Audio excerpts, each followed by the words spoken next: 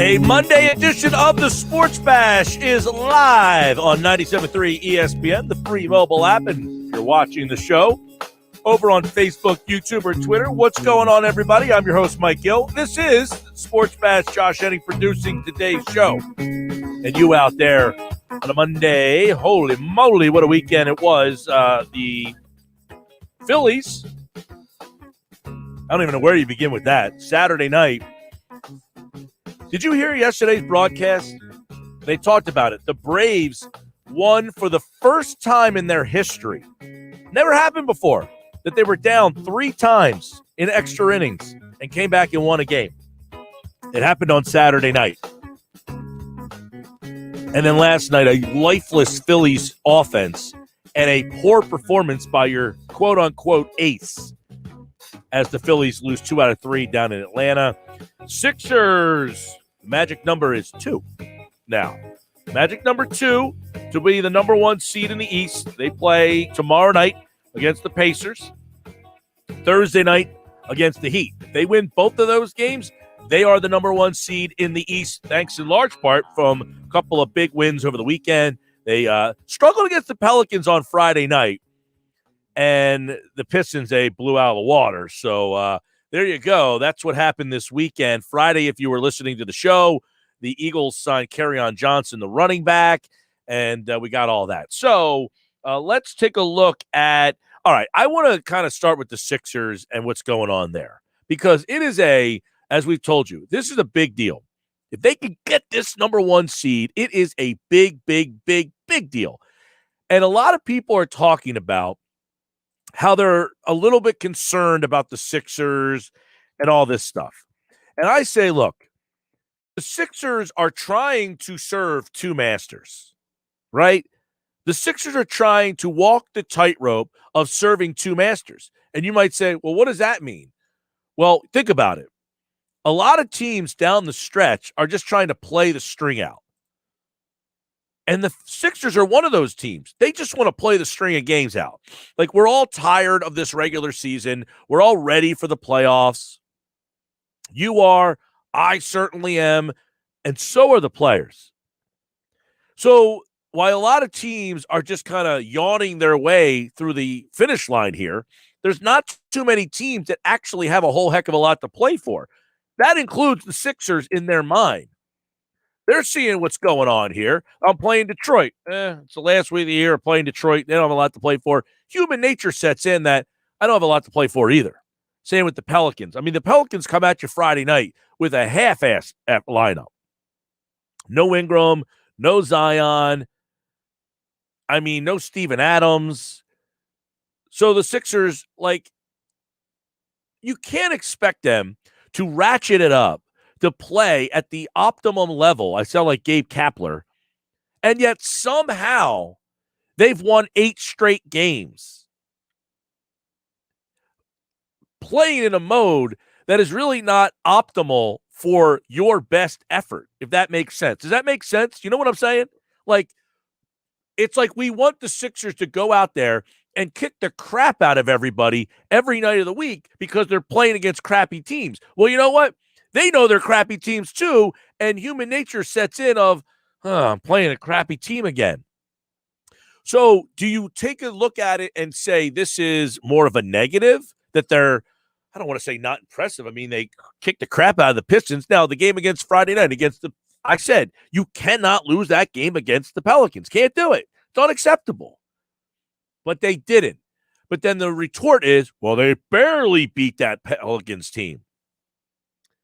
I guess so. They're playing against a lousy Pelicans team with 2 weeks left to go in the season. You might say, well, it's important. Yeah, it's important that they get the win. It's not important how they get the win. We're so fixated on what the win looks like. Who gives a crap? Win the game. Because every night is a different night and a different level. Like, we always talk about this. I slept like absolute crap last night. I woke up at 4 o'clock in the morning. My nose was running. My allergies were profusely ruined my night of sleep.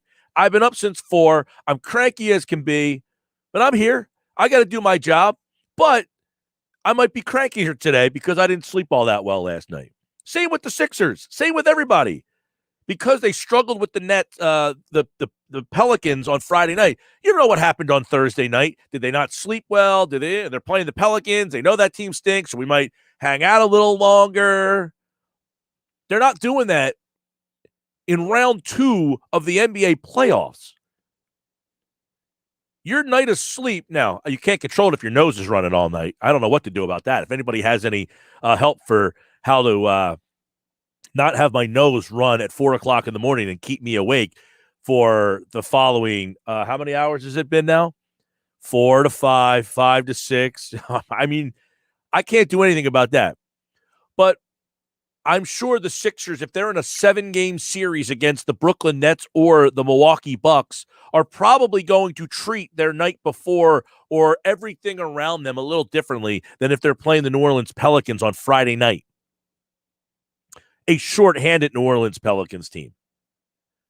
See, I look at this 8-game winning streak and say, this is the message that tells me that this team has turned a corner. You might say, well, what's that corner? That this team is now mature enough to handle these games. They could have easily lost one of these 8 games. They've had nights where they just didn't have it. They've had nights where, hey, other teams are playing shorthanded, so mentally we take the night off. And some of those nights they have taken the night off. That's evident. Look, they played the Pistons the other night, and I get it. The Pistons are terrible. They played that game with 2 starters missing, right? I mean, they start that game with Maxey in the lineup.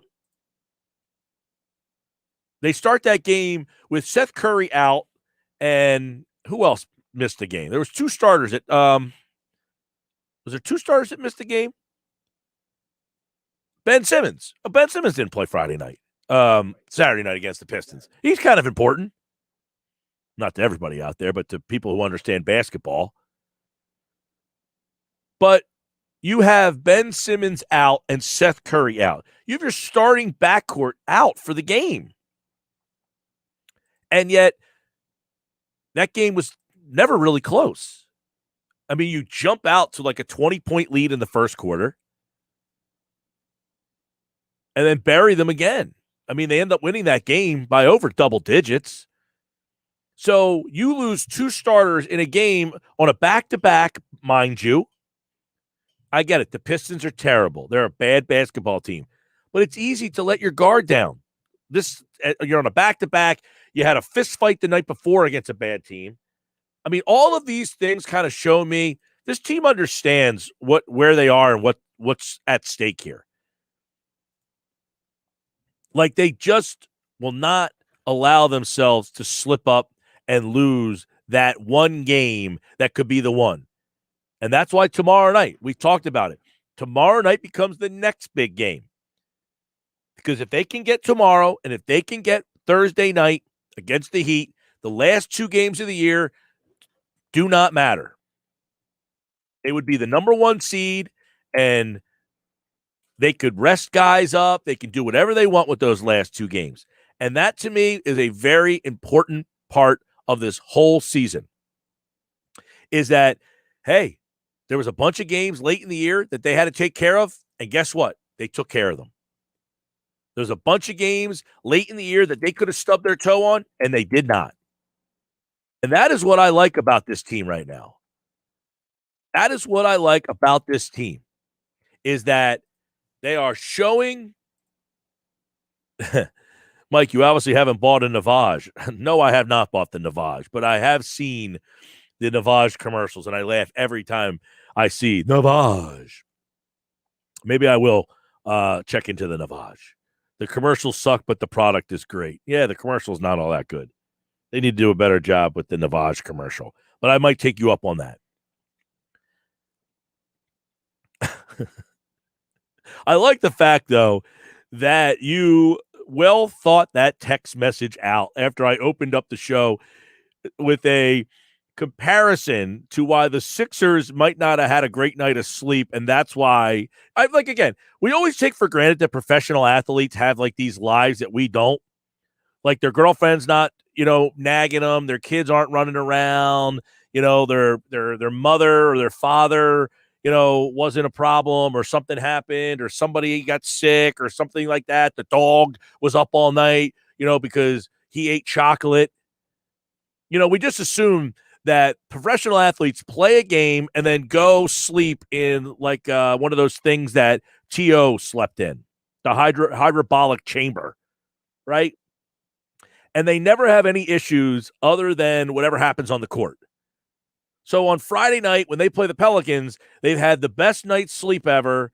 They didn't have any problem with their wife or girlfriend. Their kids are just church mice. They're angels. They never have any issue, no talking back. The dog is never a problem, never. They never have any problems. So they always have 8 perfect hours of sleeping, right? On a Sunday in an NFL game. Every player has just 8 perfect hours sleeping. They didn't have any issues during the week to prevent them from preparing at the most optimum level. Now, you might say that's their job. Well, guess what? We all have jobs.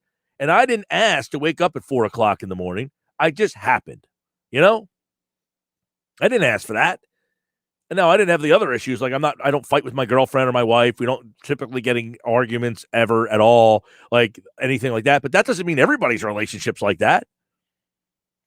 These guys spend a lot of time away from their families. I'm sure it's not easy on the family. And hey, you know what?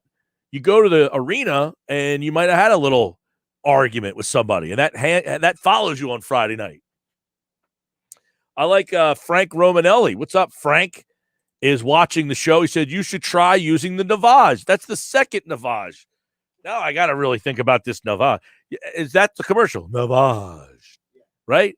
That's the second person now in the last 10 minutes who has recommended the Navage. Anybody else out there with this Navage? Every time I see this commercial, my girlfriend and I just laugh. I might have to do it now. Frank, you might have turned me on to this Navage and this other text message that came in. Unless it's the same guy. Maybe he texted me on the text board and then jumped on the video stream and posted on the video stream. What I was impressed about the Sixers Friday night or Saturday night against the Pistons is they're missing 2 starters. And by the way, Joel Embiid just keeps doing it. 29 points, 11 of 13 from the field, hits a 3, 6 of 6. He's 1 for 1 from 3, 6 of 6 from the free throw line. Big night from him. They got an interesting – at 3 o'clock today, Paul Hudrick's going to join us for Inside the Sixers. Maxi's interesting. Maxi's starting to shoot the 3 a little better. He was 2 for 3 the other night, 7 of 11 from the field, 5 rebounds, 4 assists, 2 steals, 22 points. I thought he played well defensively. You wonder if Maxi's a guy that they got to figure out what they're going to do with come playoff time. Not that Maxey, has he passed Milton? Do you trust Milton more? That whole thing is interesting. So I'm interested to get Hudrick's take on that coming up at 3 o'clock today. The other guy, Thibault played only 19 minutes, which I was a little perplexed by. Because Thibault's the guy that you're wondering, come playoff time, is he going to get rotational minutes?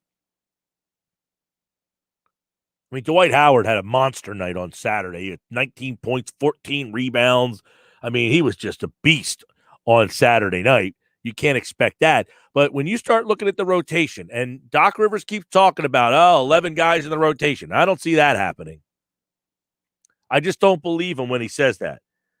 I don't believe him, and we'll talk to Paul about it at 3. I don't believe him when he says that they're going to play 11 guys. And then there's George Hill, because Hill said he's still getting back to himself physically, and that remember, he was in a cast for 3 months. You ever have a cast on? I had a cast on when I was like 15 years old. I felt like that I broke my wrist, and I feel like my hand, after I got out of that cast, was not the same for about 2 months, almost. The Sixers speaking earlier today, Tobias Harris said the off day yesterday felt like a vacation. That's another thing. We're talking about all these things.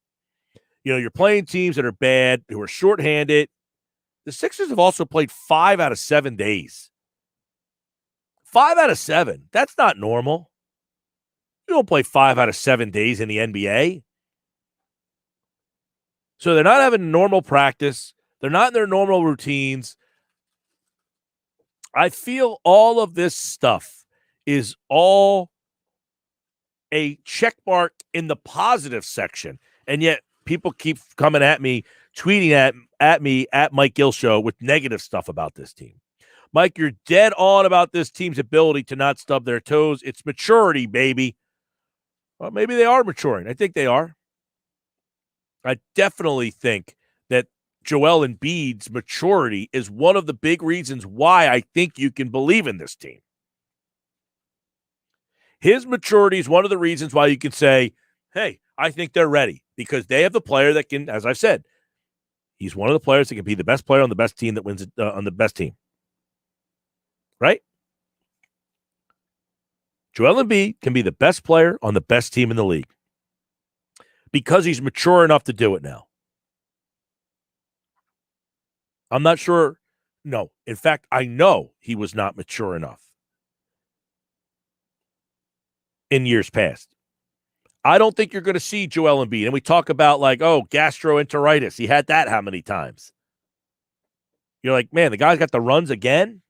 You can't do anything about that, I guess. When it's your time and he taps you on the shoulder, sorry, this is your life.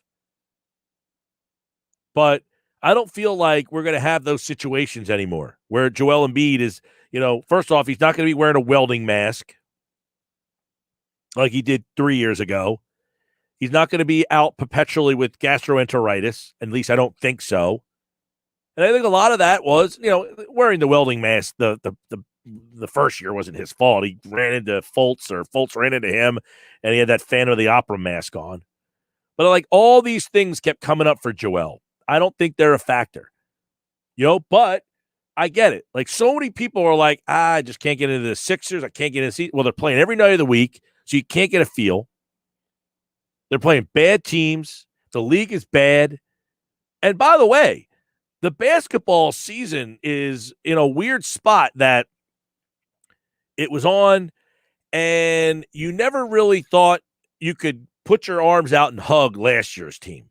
Well, then they came back, and they got dusted in the playoffs, and then 2 weeks later, they're back again, or 2 months later, they're back with a whole new team, and I feel like it's just like everyone's just like, all right, I want the normalcy. I want to feel like this season's different, and it was hard to do it. You're playing almost every night of the week, and I think once the playoffs get here, it's going to have a different feel. Those playoffs last year barely felt like playoffs. You were in, and then you were out. Just like that. Joel Embiid, by the way, as I mentioned before, just a monster game on Saturday night. He played in the back-to-back. I thought that was another positive, playing in the back-to-back. I mean, keep those things in mind, too. Joel's playing a lot of basketball. 5 games this week. I mean, they play tonight, tomorrow night. So they finally had 2 days off. They were off Sunday. They're off tonight. They'll play tomorrow. But you go back to Saturday night, Joel Embiid had 37 points, 13 rebounds. The guy has just been absolutely dominant. So there you go.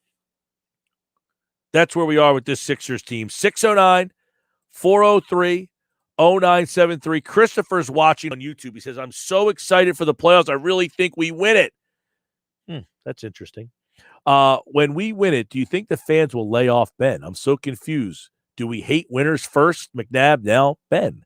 Well, McNabb didn't win anything, but he won. He was very successful. The teams had a lot of success. He didn't win a Super Bowl. I shouldn't say he didn't win anything. That's not fair to say. They had a lot of success. Ben is an acquired taste, and the acquiring of the taste is one of. It's a tough one to explain. The acquired taste that Ben Simmons is changing your philosophy on what you believe is a successful NBA player. And most people, Christopher, believe that scoring is the only measuring stick if you're a good NBA player or not. If you don't score, you're not good. That's just the society that we live in. But I'm glad you're excited for the playoffs, because I am too. And I'm excited to see these 2 games. Tuesday, Thursday. I hope they get 2 W's so that Friday and Sunday don't mean anything. The only thing that's going to stink is that you're going to have to wait all next week. The Sixers will not play a game next week because their last game is Sunday. This Sunday is their final game. And then the playoffs don't start until Sunday the 22nd. Or the Saturday the 22nd, Sunday the 23rd. All right, Sports Bash Live, 97.3 ESPN. Mike McGarry from the Press of Atlantic City. He's going to join me. We're going to do a new segment. Mike and I don't agree on much. We always have good conversation. I think it's going to be fun. So we'll talk to Mike on Mondays, Wednesdays, Fridays. He'll be a part of the show. We'll do a lot of fun stuff. Get his take on this Phillies team and the Sixers. You know, Mike and I used to battle about the Sixers for a while. So we'll see if he now thinks that this team is ready to win an NBA title. So that's at 2:40. Mike does the must-win column for the Press of Atlantic City. So that's coming up in 20 minutes. I'm Mike Gill. This is the Sports Bash brought to you by Matt Blatt Nissan. The all-new Matt Blatt, Black Horse Pike, Egg Harbor Township, next to Home Depot. Online, mattblattnissan.com.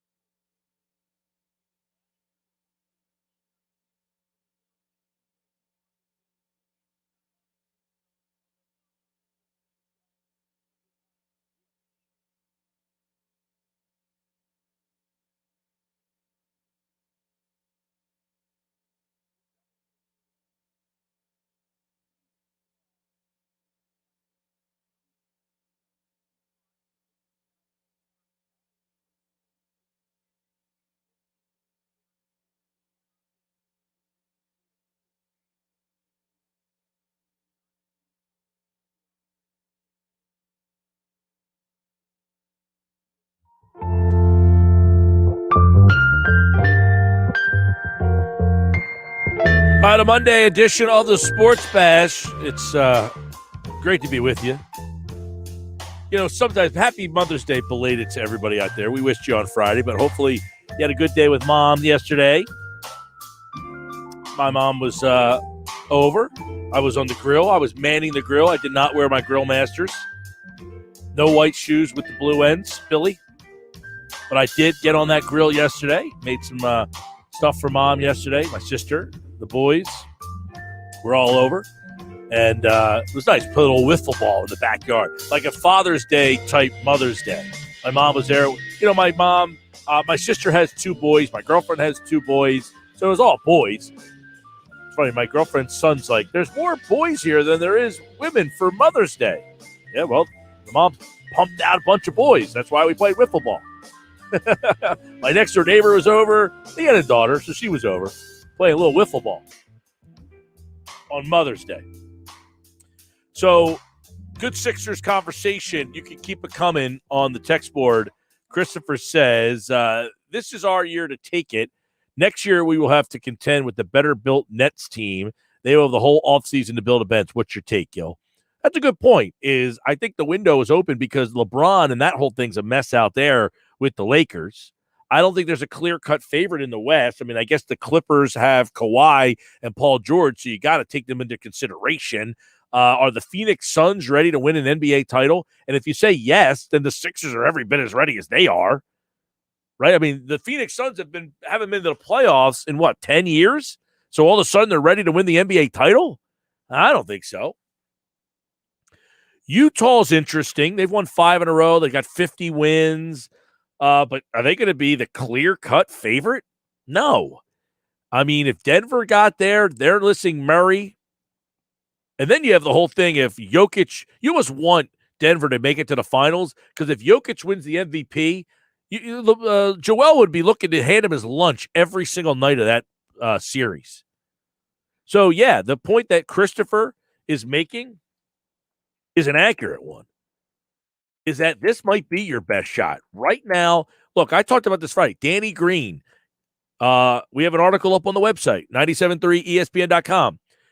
John Hollinger from The Athletic named Danny Green one of the 10 most undervalued players in the NBA. You don't know that you're going to have that undervalued player next year. And guess what? He's important, and it's important to have that role on your team. Another good point, this Brooklyn team, I liken it to the Heat with LeBron, Bosh, and Wade. They didn't win the title the first year, but once they played a full year together, they got it that second year. And that might be the Nets. When they have a full year together, they might be tough to contend with. I don't want to leave the Bucks out of this either. You know, think about this. The Bucks beat the Nets twice last week. They beat them back-to-back. They swept the Sixers this year. The Bucks, now against the top 2 teams in the East, have just beaten Brooklyn twice and swept the Sixers. So let's not discount what they are either. But I think we all recognize that this Sixers team, this might be their best opportunity. So I want to look at what the Eastern Conference looks like right now. By the way, Boston looked terrible yesterday. They were down 26 at the half. They got back into that game. But you're looking at a play-in situation. This is interesting. All right, so some interesting things happened since the last time we looked at this standings. Phillies in first, 3 up. 3.5 up on the Bucks. All right, so they're your top 3. Then 4, 5, 6. Now, 4, 5, 6, this is meaningful because you don't have to play in the play-in game. New York is 1 game up on Atlanta and now 1 game up on the Heat, who have won 2 in a row. So you have New York, Atlanta, and Miami all battling for the 4, 5, and 6 spots. And if you're Philadelphia, you want Miami hanging around the 6. You don't want them in the 4, 5. Because you know what happens? You would avoid them in the second round too. How much different is a Sixer playoff path if you're playing in round 1, Charlotte, Indiana, maybe Washington, maybe Boston. And then in round 2, playing either the Knicks or the Hawks. I know the Knicks have been tough. They're very good defensively. It's ugly games, but who's scoring a late bucket for them in a playoff series? It's a team that hasn't been to the playoffs in a long time. It's a great story, but I don't know that you want to play the Heat in round 2. I think you'd much rather play the Hawks or the Knicks. And then you would be in the Eastern Conference Finals. So your path to the Eastern Conference Finals would be either Indiana, Washington, Charlotte, Boston in round 1, and then the Knicks and Hawks in round 2. Miami, here's the problem. Miami's won 2 in a row, 7 out of 10. They're now tied for the Hawks for the 5 seed. I guess the Hawks must have the tiebreaker over them. So that whole situation in the middle of the East, something to keep an eye on, guys. Something to keep an eye on. We'll talk to Mike McGarry about that first round, those playoff matchups coming up at 2:40 today. Because right now, the whole second half, the back end of the East, Boston is 2 back of the 6th spot. So I think your play-in tournament is going to be Boston, Charlotte, Washington. And by the way, I told you Washington would get out of that 10 spot. They're now at 9. They're only 1 game out of 8. Something to keep an eye on. They're only 1 game out of 8, and that could be interesting because what would happen then? In round 1 of the play-in tournament, Boston would play Washington. The winner would be the 7, and then the loser would play Charlotte or Indiana, and then the winner of that game would be the 8. That's how it works. I feel like I'm going to have to explain this a lot because, quite frankly, I feel like I talk about it a lot, and sometimes I get confused. So I think that's a little bit of a disadvantage, too, because the 1 seed and the 2 seed really doesn't know who they're playing yet. They have no idea who they're playing and won't know who they're playing, I don't think, until Friday night. I think that Friday night is when the play-in tournament games end. So they play Tuesday, Friday, and then the playoffs start Saturday. I would imagine the 1 seed and the 2 seed probably don't play till Sunday. So right now, the only matchups that you know is that Milwaukee would play Miami in round 1 if it ended today. Now, Miami's interesting because they're tied with Atlanta. Philly plays Miami on Thursday. That's a game, if you're Philly, you want to win. You definitely, and if you win, you clinch the 1. If you win tonight and you win Thursday, you clinch the 1. So beating Miami's twofold. Miami plays Boston again tomorrow, Philly at Milwaukee at Detroit. So there's a couple losable games in there. Very interesting Eastern Conference down the stretch they come. Sports Bash Live, 97.3 ESPN. So we'll get into that. We'll get Mike's thoughts on the Phils. His column is called For the Win over at the Press of Atlantic City. Mike McGarry. And this should be a fun conversation. We always have fun. And he'll be joining me every Monday, Wednesday, Friday at 2:40 here on the Sports Bash. I'm looking forward to it. All right, coming up, Mike McGarry from the Press of Atlantic City. Their columnist. And that's next. Sports Bash brought to you by East Coast Roofing, Siding, Windows, serving all of South Jersey. If you call, they'll show up online. EastCoastRoofing.com.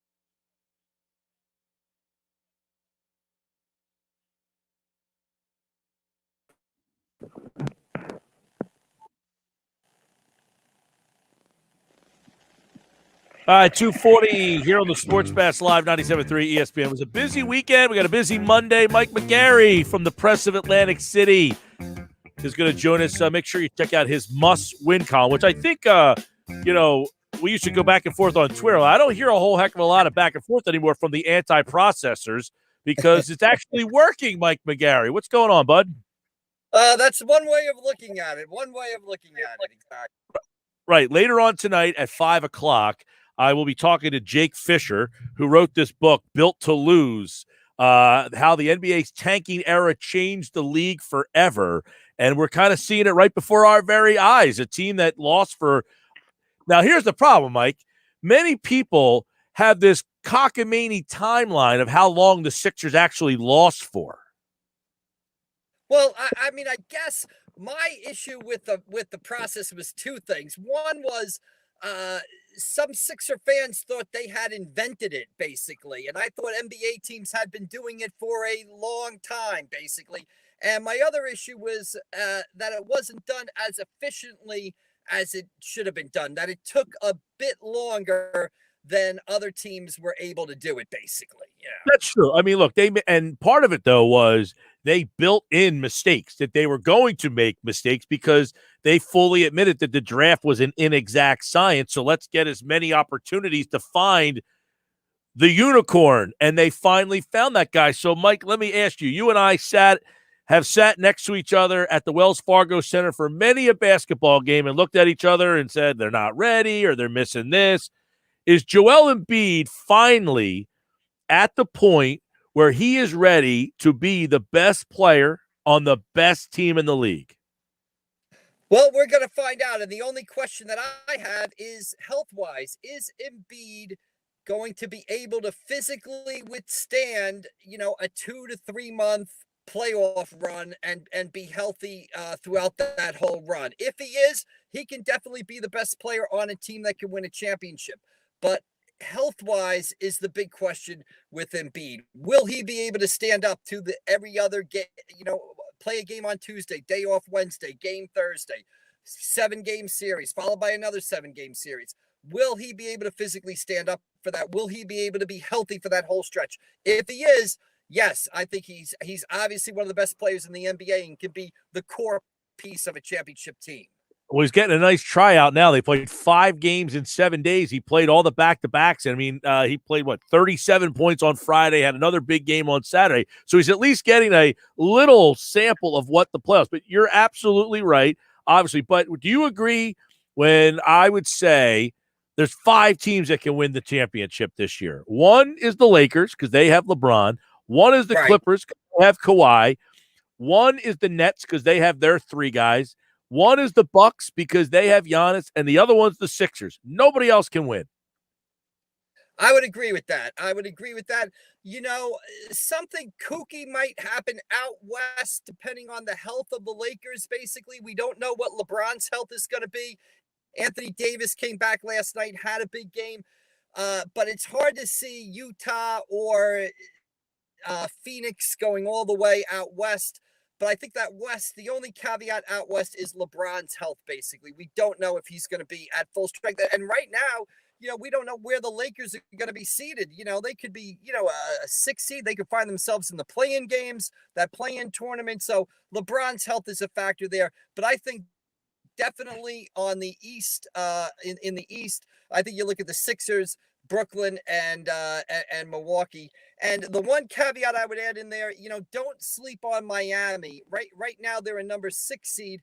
And I think the important factor for the Sixers is to be that 1 seed and have Brooklyn, Milwaukee, and Miami on the other side of the bracket. If that's the case, I think you put the Sixers in the Eastern Conference final minimum, basically. Yeah, how about that? I just looked at the standings, Mike, and I know you're a Knicks guy. They're at 4. Do you think they can hold off? Right. Because Miami is 1 game behind the Knicks. They are tied with the Hawks. And if you're Philly and you get the 1 seed, you could play the 8 seed, and then the winner of the Hawks-Knicks. If the Heat jump into that spot, that's a big difference than playing the Hawks and the Knicks, even though the Hawks and the Knicks have both had very nice years. Oh, I agree with that 110%. If I am the Sixers, I do not want to play the Miami Heat. I do not want to play Jimmy Butler. I don't want to play Bam Adebayo. I don't want to play Eric Spoelstra in the second round of the playoffs, basically. And it would be interesting to see how the Sixers approach Thursday night's game. I believe they host the Heat. They'll have a chance there to maybe, keep the Heat in the 6th seed spot. But it'll be interesting to see how they approach it. It's been my experience that pro teams, we as fans, reporters, media, we get caught up in seeding, this and that. It's most pro teams in just about every sport, to me, don't really care where they get seated. They figure they'll beat anybody down the road. But the Sixers have a real chance to keep Miami in that 6th seed. And if you can keep Brooklyn, Milwaukee, and Miami on the other side of the bracket, boy, that is a huge advantage to the Philadelphia 76ers. There's no doubt. But don't you think, Mike, how often, I mean, this year, I haven't been up at all this year because of the COVID. I sent my guys up because they're only letting one of us in. But don't you think up there that the Sixers, of all the teams, legitimately want this 1 seed? Well, I think they have to have it. Only because I think you're right. Even though home court is minimized, you're not talking full buildings. I was there the other night. They had 5,000 people in the place, but it was still loud. I don't think the Sixers can go to Brooklyn and win a Game 7 in Brooklyn. I don't think they can go to Milwaukee and win a Game 7 in Milwaukee. I do, however, think that Brooklyn can come to Philadelphia and win a Game 7. But I think Philadelphia needs that Game 6, Game 7 at home. So I think they need that number 1 seed because of the home court advantage and because of the way the bracket goes up. Even if Miami slips to a 4 or 5, you don't want to have to beat both Milwaukee and Brooklyn. Just beat one of them. That's just common sense. Yeah, totally. No, I definitely agree. It's funny, a couple of years we would be battling about, well, look where Boston is, and they didn't have to do X, Y, and Z. Well, Boston hasn't won a damn thing, and look where they are now. Can you believe that this Boston team is where they are? Well, I think it's almost like that window. You have that window in the NBA, and it closes quick, and it closed on the Celtics. It doesn't seem. You had the bubble and stuff like that. They did get to the Eastern Conference Final. They just never really fired this year. They got the 2 young pieces to build around in Tatum and Brown.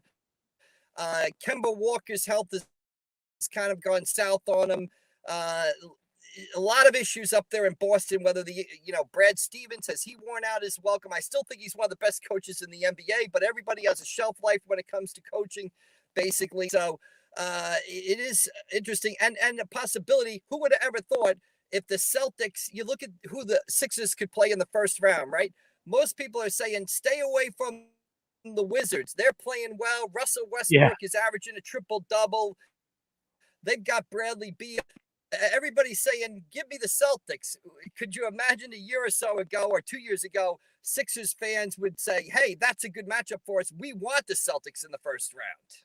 Well, I told you that whenever you have Al Horford as your guy, you're only getting so far, as the Sixers found out last year, and now Boston has found out before that. They're just like Tatum is that guy. He's very good, but he's not good enough to be the best player on the team that wins a title, I don't think. And now you're stuck with how do they get that other guy? And hence, you have a book like this. Well, right. And you can't find out how to get that other guy. Well, they had other plans. I mean, they had signed Gordon Hayward, and they watch him go to Charlotte. He has an injury-riddled history up there. They obviously saw Kemba Walker was going to be hurt the way he's got hurt. I mean, I thought Boston, and I believe in that book, talks about Boston doing an actual version of the process when they traded Garnett and Pierce to Brooklyn, and were able to turn it around and sort of fuel this mini run that they've had. You're right. It ended up with a couple of appearances in Eastern Conference Finals. It did not, however, result in a championship, basically. Mike McGarry from the Press of Atlantic City, his must-win column. You can check that out in the Press of Atlantic City. You are going to be in Linwood today as Mainland takes on Holy Spirit, and Chase Petty is on the mound. So that has become almost a must-watch or must-attend situation. I want to ask you, because you covered Trout when he was getting drafted. Was it the same? Was there as much following and hype? It feels like Petty's games are just like, my father said to me the other day, I got to go watch this kid pitch. Was it like that in Trout? I mean, I guess it's a different time, but did you feel the same that everyone was talking about Trout the way they are about Chase Petty?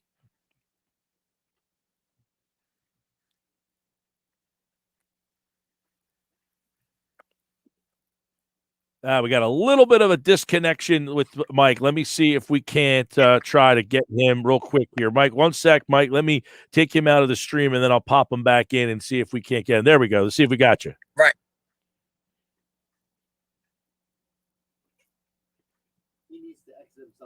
All right, yeah. All right, Mike, exit yourself out and then re-enter yourself back in, because I definitely want to hear what he had to say here. If he can do that, or maybe you can just pop him on the phone or something to that effect, because Chase Petty's pitching today. You can watch that game on our website, 973ESPN.com. We can show you the live video of the game, and you can just go to our website and check that out. He's the mainland kid, right-handed pitcher, who you've probably by now heard about. And if you haven't heard about by now, then you should check it out, because there was some mock drafts that have him going, in the first round, in the bottom end of the first round. But I want to get Mike's take on this when we can get back connected with him about that very situation. Is, Mike Trout was the last player from this area that was drafted in the first round. And you wonder if, in fact, what I want to get from Mike is, does he remember the same amount of buzz, and how the buzz has changed all because of that situation with Mike Trout? So we'll try to get Mike McGarry back on the horn here before the top of the hour, and see if we can't get him to kind of chime in on that one question. Because, look, I remember 2009, and when Trout got drafted, it was almost a surprise, I think, like, oh my God, this guy got drafted in the first round, like kind of crazy when you think about it.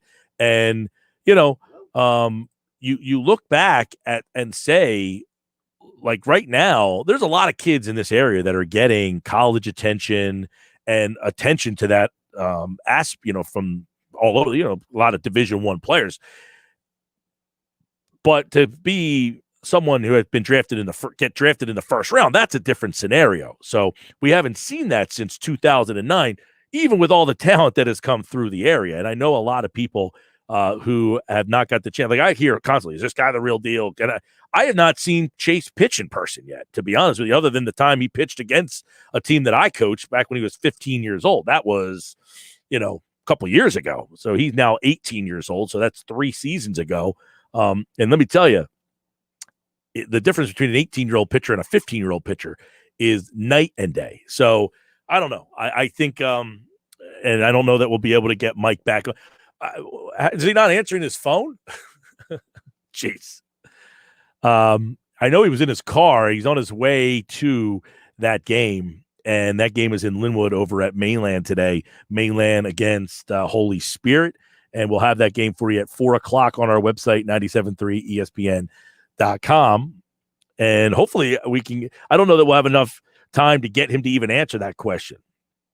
But good conversation with Mike McGarry from the Press of Atlantic City. His column is called Must Win, and we're going to have Mike on each Monday, Wednesday, Friday here on the Sports Bash Live on 97.3 ESPN. So we appreciate him. Unfortunately, I can't get him to answer. Maybe if we can get him reconnected at 3 here, I can get him on for like a question or two, and then we'll talk to Paul right after that and see. So we'll try to see if we can connect with Mike on the other side of the top of the hour here. But I don't know. He just kind of vanished off. Sometimes that happens with the video stuff. People are on their feeds, and then they just kind of he just kind of evaporated. And then you never know. Somebody's phone could die with the video, could have their battery go. But we'll try to get Mike on the other side through the phone. All right, Sports Bash Live, 97.3 ESPN, the free mobile app. And don't forget, download the free mobile app. Take us everywhere you go. And I'll tell you what. I want to get into this Sixers stuff with Paul, because some of the Sixers players were speaking, as they finally have 2 days off in a row here. They were off Sunday. They're off today. They play tomorrow night. They'll have the off day Wednesday. And as you heard Mike talk about, they play Thursday night against the Heat. That is a really big game when you think about it, because they can clinch if they win tomorrow and clinch on Thursday, the number 1 seed, and keep the Heat out of that 4-5 spot, which I think they probably want to try to do. So we come back. We'll try to get with Mike, and then Paul Hudrick will join us for Inside the Sixers. But I do want to get Mike's take on that Trouts thing, because he covered that whole situation. I mean, he's been on a lot of documentaries. I think he was on the MLB Network talking about that. So we'll see. I think Mike's calling in now. So we should be able to get him at the kickoff the top of the hour here on the Sports Bash Live, 97.3 ESPN, and then Paul Hudrick for Inside the Sixers. Sports Bash brought to you by Matt Blatt Kia. They want to get you approved today. Matt Blatt Kia, 6211 Black Horse Pike in Egg Harbor Township. I'm Mike Gill. This is the Sports Bash on 97.3 ESPN and the free mobile app. And don't forget, watch the show live on Facebook, YouTube, and Twitter.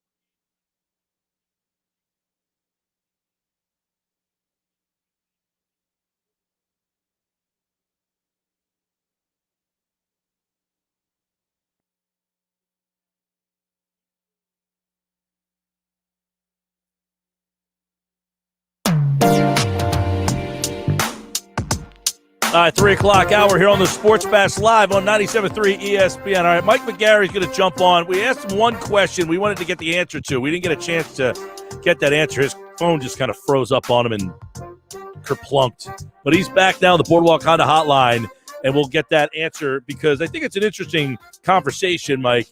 And obviously everybody around here knows Mike Trout, 2009. Now you've got a kid in Chase Petty who is being, in a lot of mock drafts projected to go in the first round.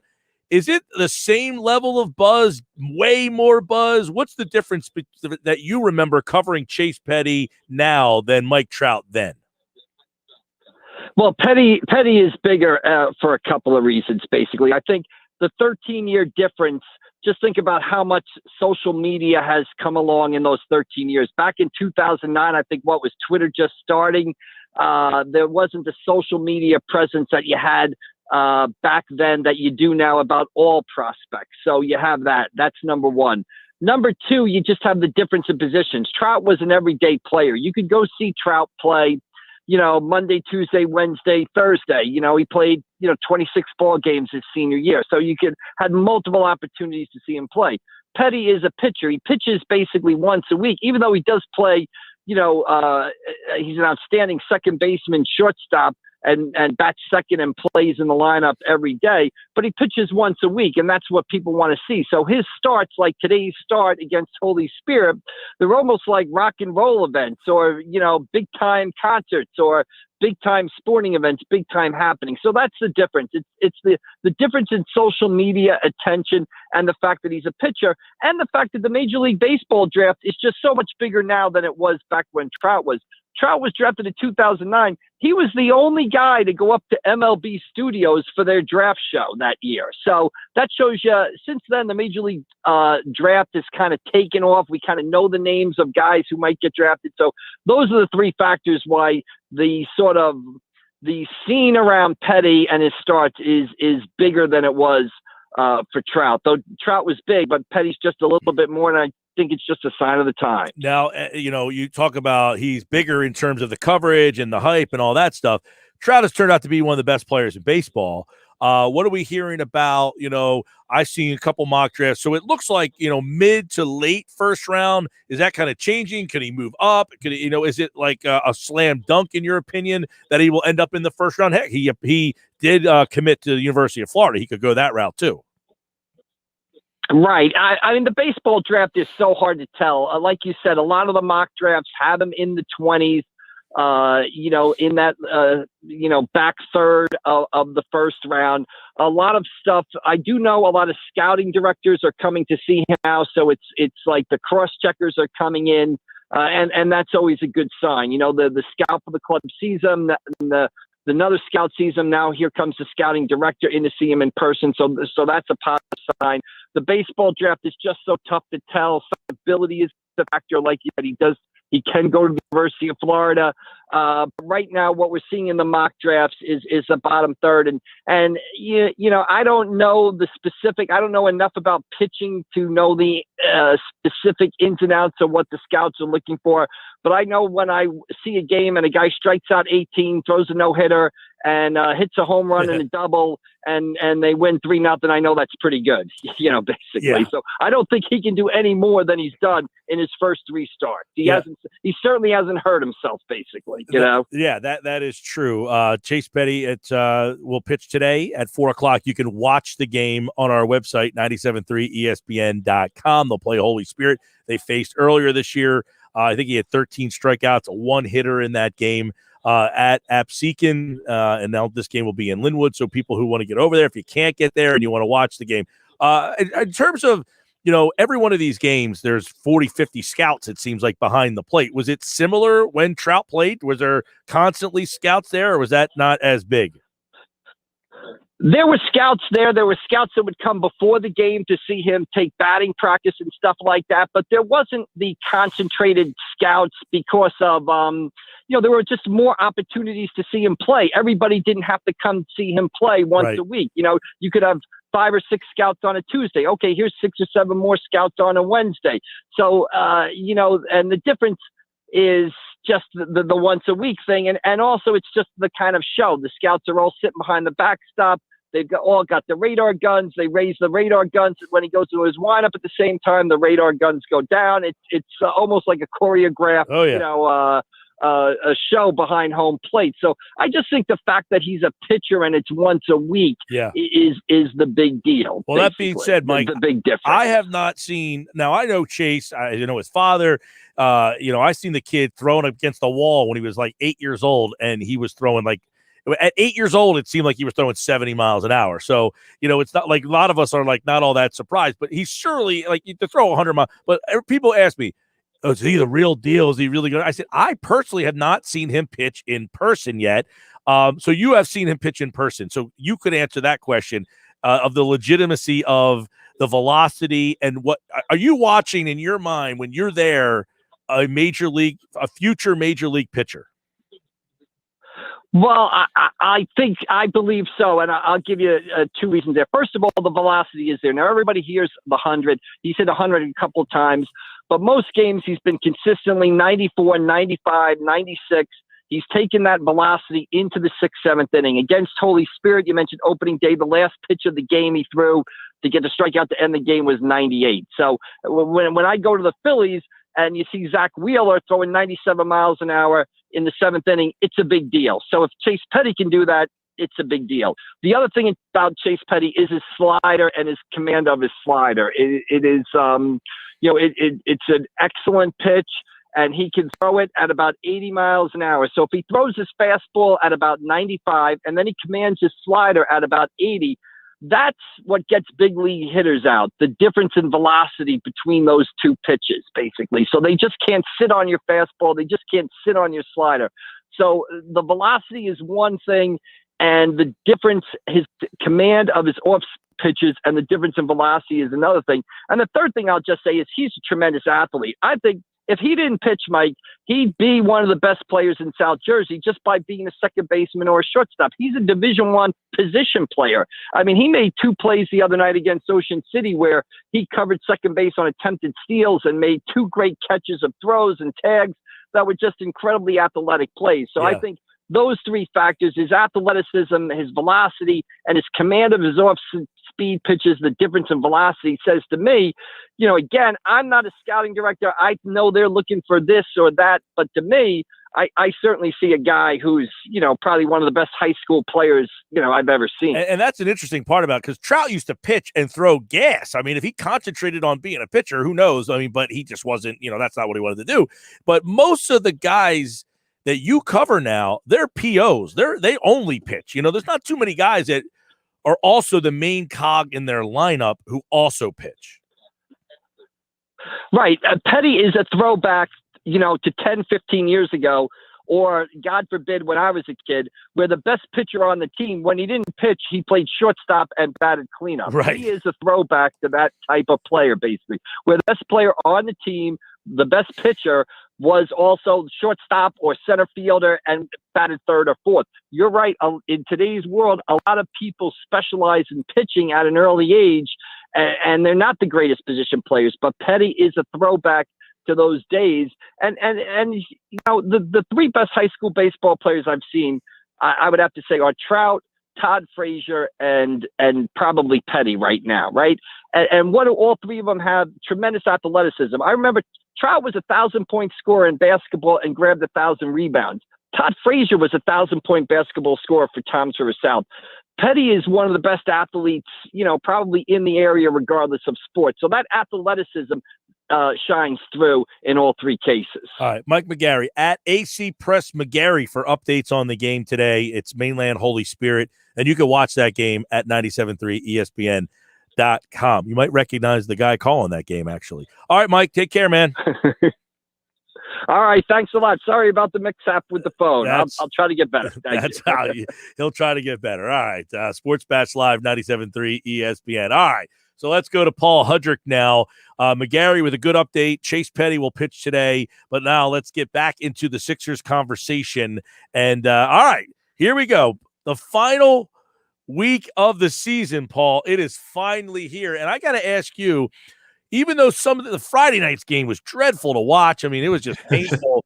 But They figured out a way to get through that 5 games in 7 days without stubbing their toe. I mean, does that say something about this team's makeup? I think it does, and it's funny because I've seen a lot of things written about how they've won games, but they haven't played great. Well, it's like, if anything, that shows me how good they can be because they haven't played great basketball, and yet they've won 8 in a row. So I think it shows me that when they put it all together, when they're all healthy, this is a really good basketball team. And right now, it looks like both conferences are kind of wide open, right? I mean, there's no team where I look at it and I say, yes, this team is absolutely going to represent the East or the West in the finals. There are a lot of good basketball teams and plenty of questions on all these teams too. A lot of questions that need to be answered for a lot of these teams, including the Sixers. So to me, this 8-game stretch, no, they haven't played their best basketball, but they've won 8 in a row. And that is not an easy thing to do. I don't care who you are. I don't care who you're playing. I don't care who's out. To win 8 games in a row is impressive. Well, I tell you, it's almost more impressive that they're doing it against teams that are kind of like you mentally lose it. Like, we're at the playoffs. Just get me to the end. This team's missing 3 guys. We played here. I feel like them not even playing their best, and they're finding ways to win. And in that, they've been pushed. They've had to win at the buzzer. They've had to find go-to guys. So I think that this has all been a positive, actually. In a weird way, yes. And I think, too, you can't understate, we saw in that Pistons game, we saw Tyrese Maxey. Man, he looked sensational on Saturday. And that's no small thing either. I mean, this is a guy that you might need at some point. I don't think he's going to be in the rotation when the playoffs come. I don't think he gets to that point. But this is a guy who's playing great basketball, and getting him that experience is huge. And plus, Matisse Thybulle, who was also, both of those guys started Saturday night. And I thought they kind of getting back to what you were talking about with the, it's hard to get up for these games and so many guys are out.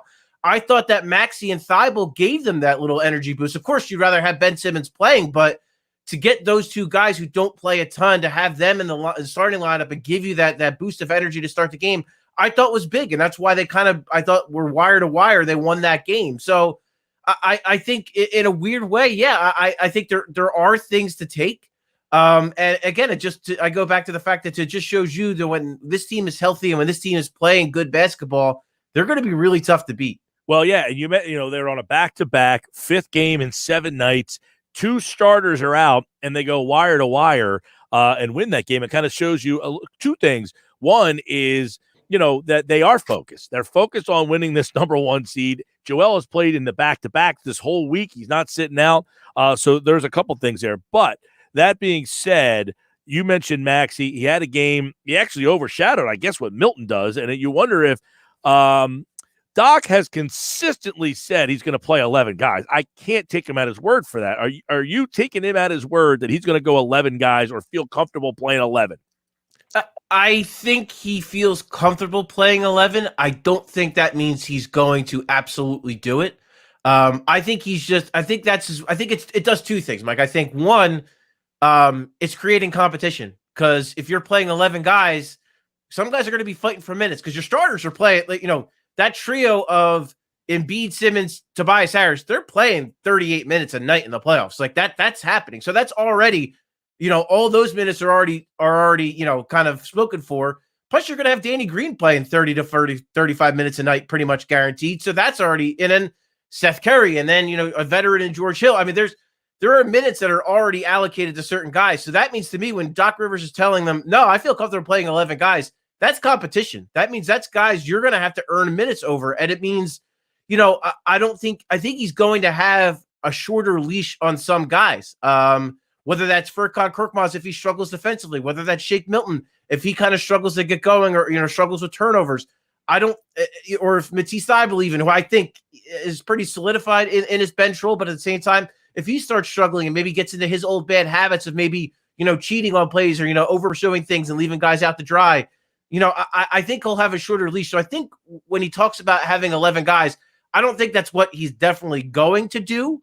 With that said, too, Mike, I will say this. I have no idea what he's going to do because he's been playing it pretty close to the chest, and maybe that's something that works out for him. Maybe that's something he's doing on purpose because he doesn't want to give teams too much.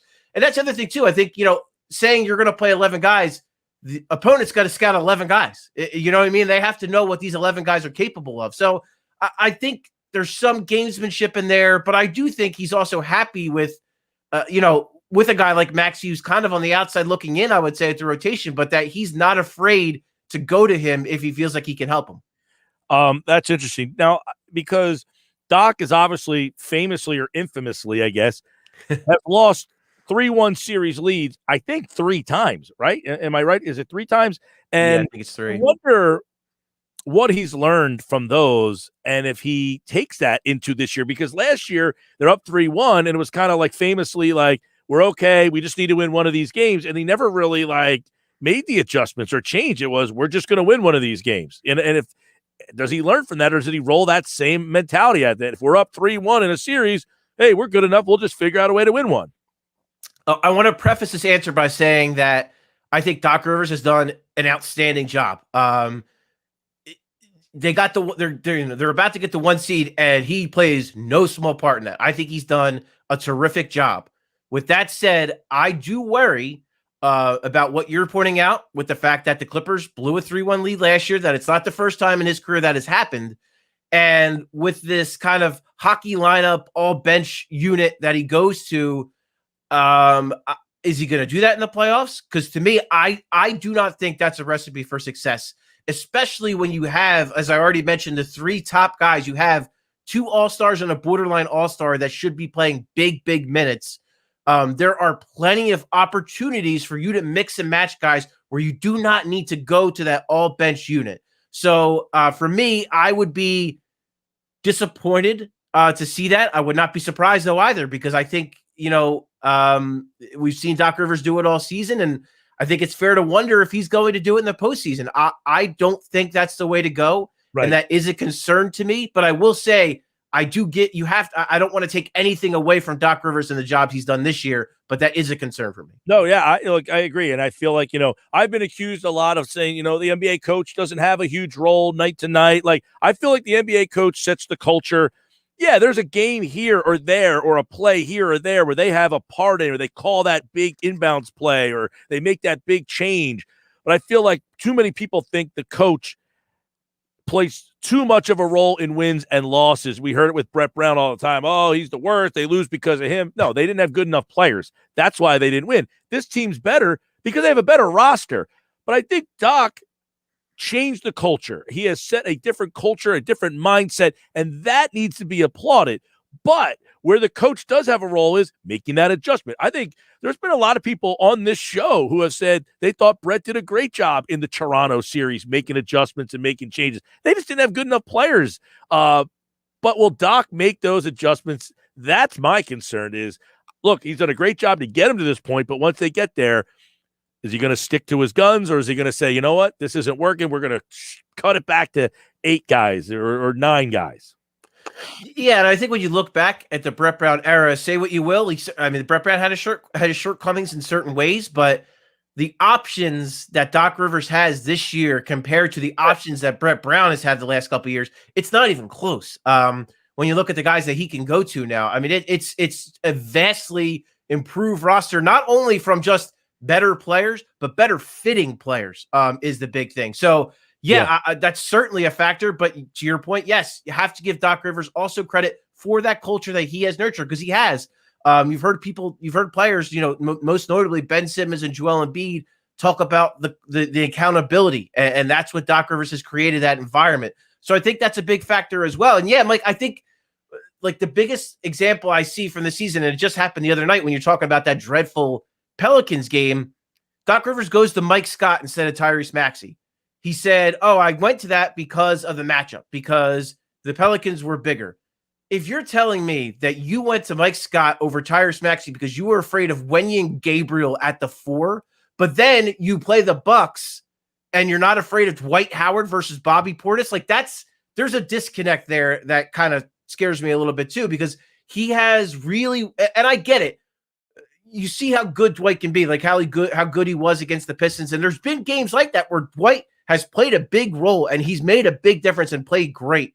But there have been There have been games where Dwight hasn't been as good. and where the matchup has hurt them, and he hasn't gone away from Dwight. So that is kind of, to me, a little bit hypocritical. And that's my concern, is like moments like that. Like, is he going to go to Mike Scott if a team has a 4 out? Like, no, like you can't do, like, it's got to be mix and match it to where either Tobias Harris or Ben Simmons are on the floor or whatever playing that 4. Like that, those are kind of some of my little concerns.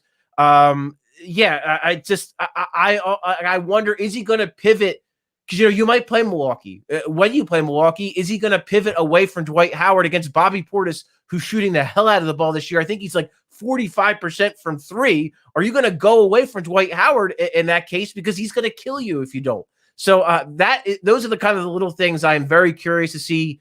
And I don't know the answer. I really don't right now. Well, I'll tell you what, and we're talking with Paul Hudrick, our Sixers insider, of course, from 97.3 ESPN.com. This last week here is interesting because 2 wins, they get the 1 seed. And now the standings have gotten really intriguing because you got the Knicks at 4, you've got Atlanta at 5, and now you got Miami tied with Atlanta, and you play Miami. And I'm imagining a 4-5 matchup of Knicks-Hawks is a lot more attractive than Miami getting into that spot, which turns this game on Thursday to double equal. If you can win the night and Thursday, you clinch the 1, but you can also possibly knock Miami back. I would imagine they'd rather have Miami in the 6th spot than the 4-5. Would you agree with that? Or would you think that New York or Atlanta is a more difficult second round option for them? It's, I don't think it matters only in this sense, Mike. The Heat haven't been very good this year. They're going to be better. They've been playing better, but they're not as good as they were last year. I mean, it's notable. They're not. And I hear what you're saying. It's fair. Like, would you rather play a team with less experience because you have a Jimmy Butler who can take over games and win games single-handedly for Miami? You have really good shooters. Tyler Hero's had a down year. I don't think they're the same team they were last year. I just don't. And I look at a team like the Knicks. Now, the Sixers should beat the Knicks in a 7-game series, but that would be an ugly, ugly, ugly series win because the Knicks play ugly basketball and they force their opponents to play ugly basketball. We've seen it in every game. The Sixers won every game against them, but they were ugly. All the games they played against the Knicks were just knockout, drag out, like 90s era basketball ugly. And do you really want to play that brand of basketball in the second round? I think that's a fair question to ask. So for me, I don't think they want to win the 1 seed. I mean, clearly, I think that's why they want to beat Miami. Is that maybe an added bonus that you knock them down a peg and maybe keep them out of the 4-5? Sure. But I think the bigger thing is beat Indiana, beat the Heat, get that 1 seed and lock it up. And then you can figure everything else out from there. I will say, as much as everyone's ready for the playoffs and you're kind of putting down the stretch here, there is some intrigue in this last week with seeding. I mean, it is not locked at all. There are no matchups that are really locked in other than 2 and not even really that. They're only a half a game apart, but 1, 2, and 3. That's all you know. 1, 2, and 3. I think 4, 5, and 6. It seems that the Celtics have faded. They're going to be in that play-in. Washington, though, has moved themselves up to 9.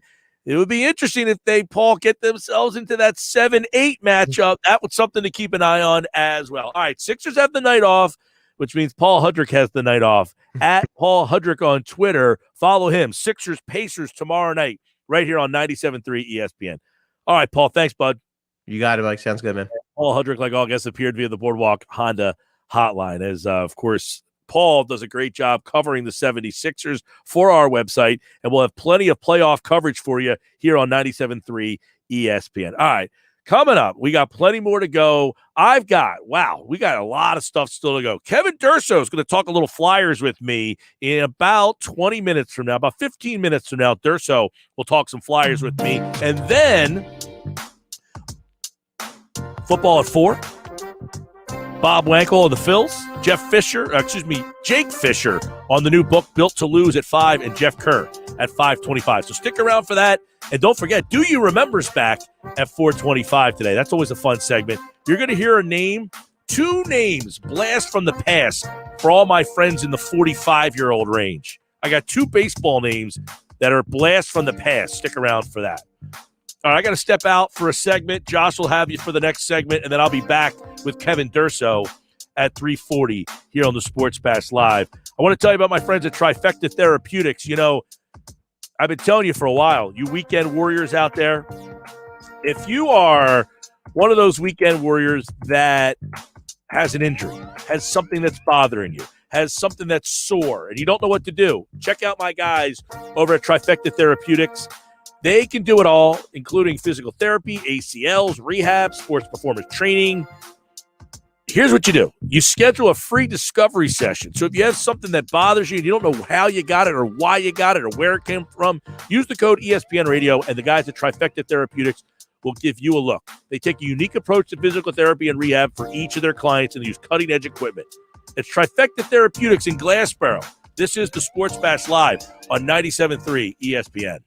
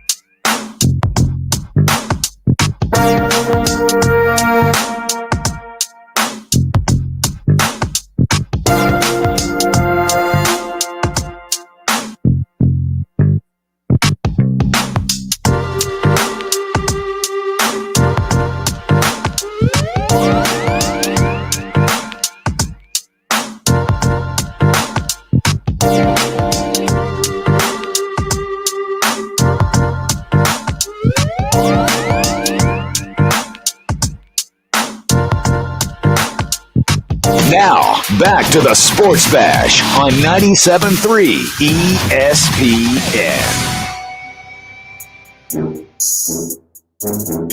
Josh Hudrick here on the Sports Bash on 97.3 ESPN.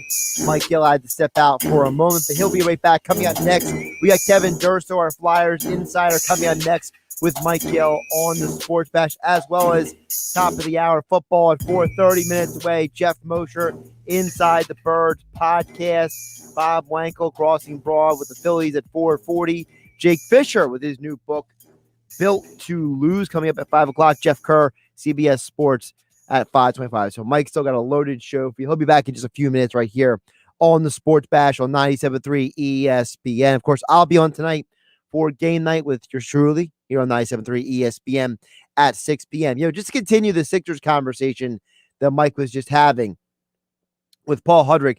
One thing that stands out to me also with the Sixers is, for as ugly as they looked on Friday night, this is something I'm going to bring up a little bit more on game night tonight.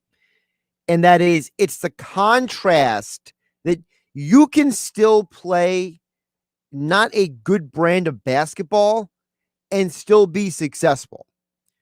This Sixers team has still won 8 straight games.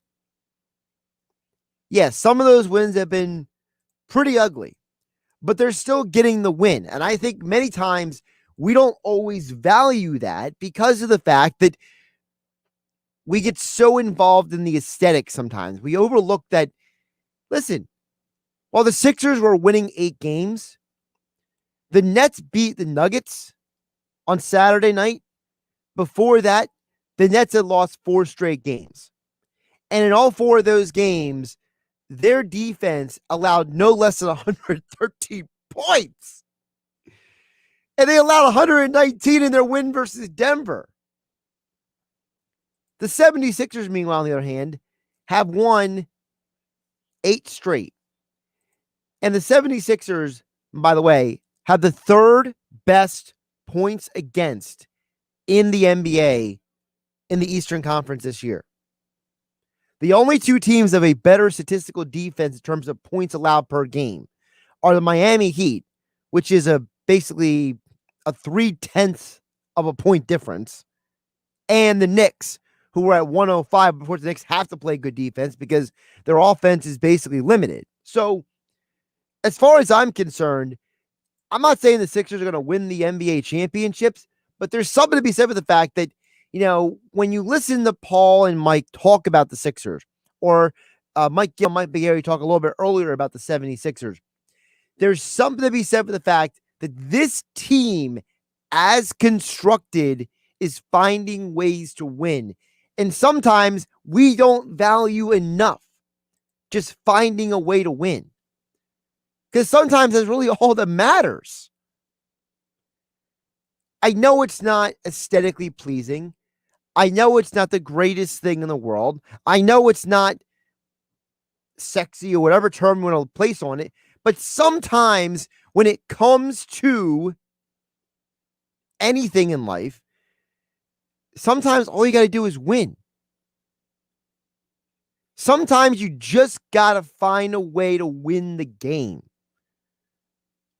Remember Herm Edwards said you play to win the game. Dominic Toretto said it doesn't matter if you win by an inch or a mile, winning's winning. Sometimes you just got to find a way to win.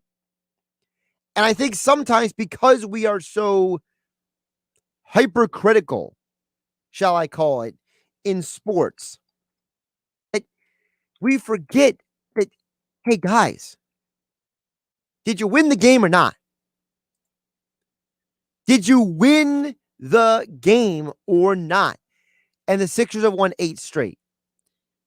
And their quote-unquote number 1 competition won their first game last night after losing 4 straight. The Sixers are maybe not always putting out the best product visually, but they're winning games. I think sometimes we don't always value the concept of winning as much as we should. All right. Mike Gill is coming back in here. He'll be joining us next with Kevin Durso, our Flyers insider, right here on the Sports Bash with Mike Gill here on 97.3 ESPN live, the Matt Black Kia studios. Matt Black Kia, they want to get you approved today. Matt Black Kia on the Black Horse Pike in Egg Harbor Township. Visit them online at mattblackkia.com. Mike Gill back in the saddle coming up next, along with Kevin Durso right here. Football on 4 with Geoff Mosher at 4 p.m. Bob Wankel to talk Phillies from Crossing Broad at 4:40, and more NFL with Jeff Kerr from CBS Sports at 5:25. All that and more coming up on the Sports Bash with Mike Gill here on 97.3 ESPN FM.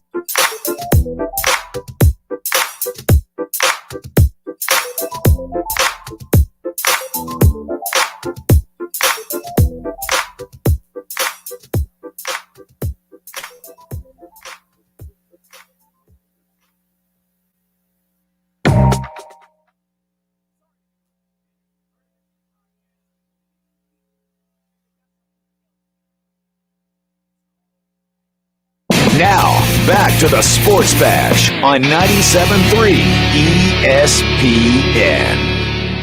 All right, everybody, welcome back to Sports Bash is live on 97.3 ESPN, the free mobile app. And, of course, you can watch the show live on our website, 973ESPN.com. All right, Flyers season is coming to a close. You can hear the game tonight against the New Jersey Devils. Coverage begins at 7 o'clock. All season long, you've been covering it.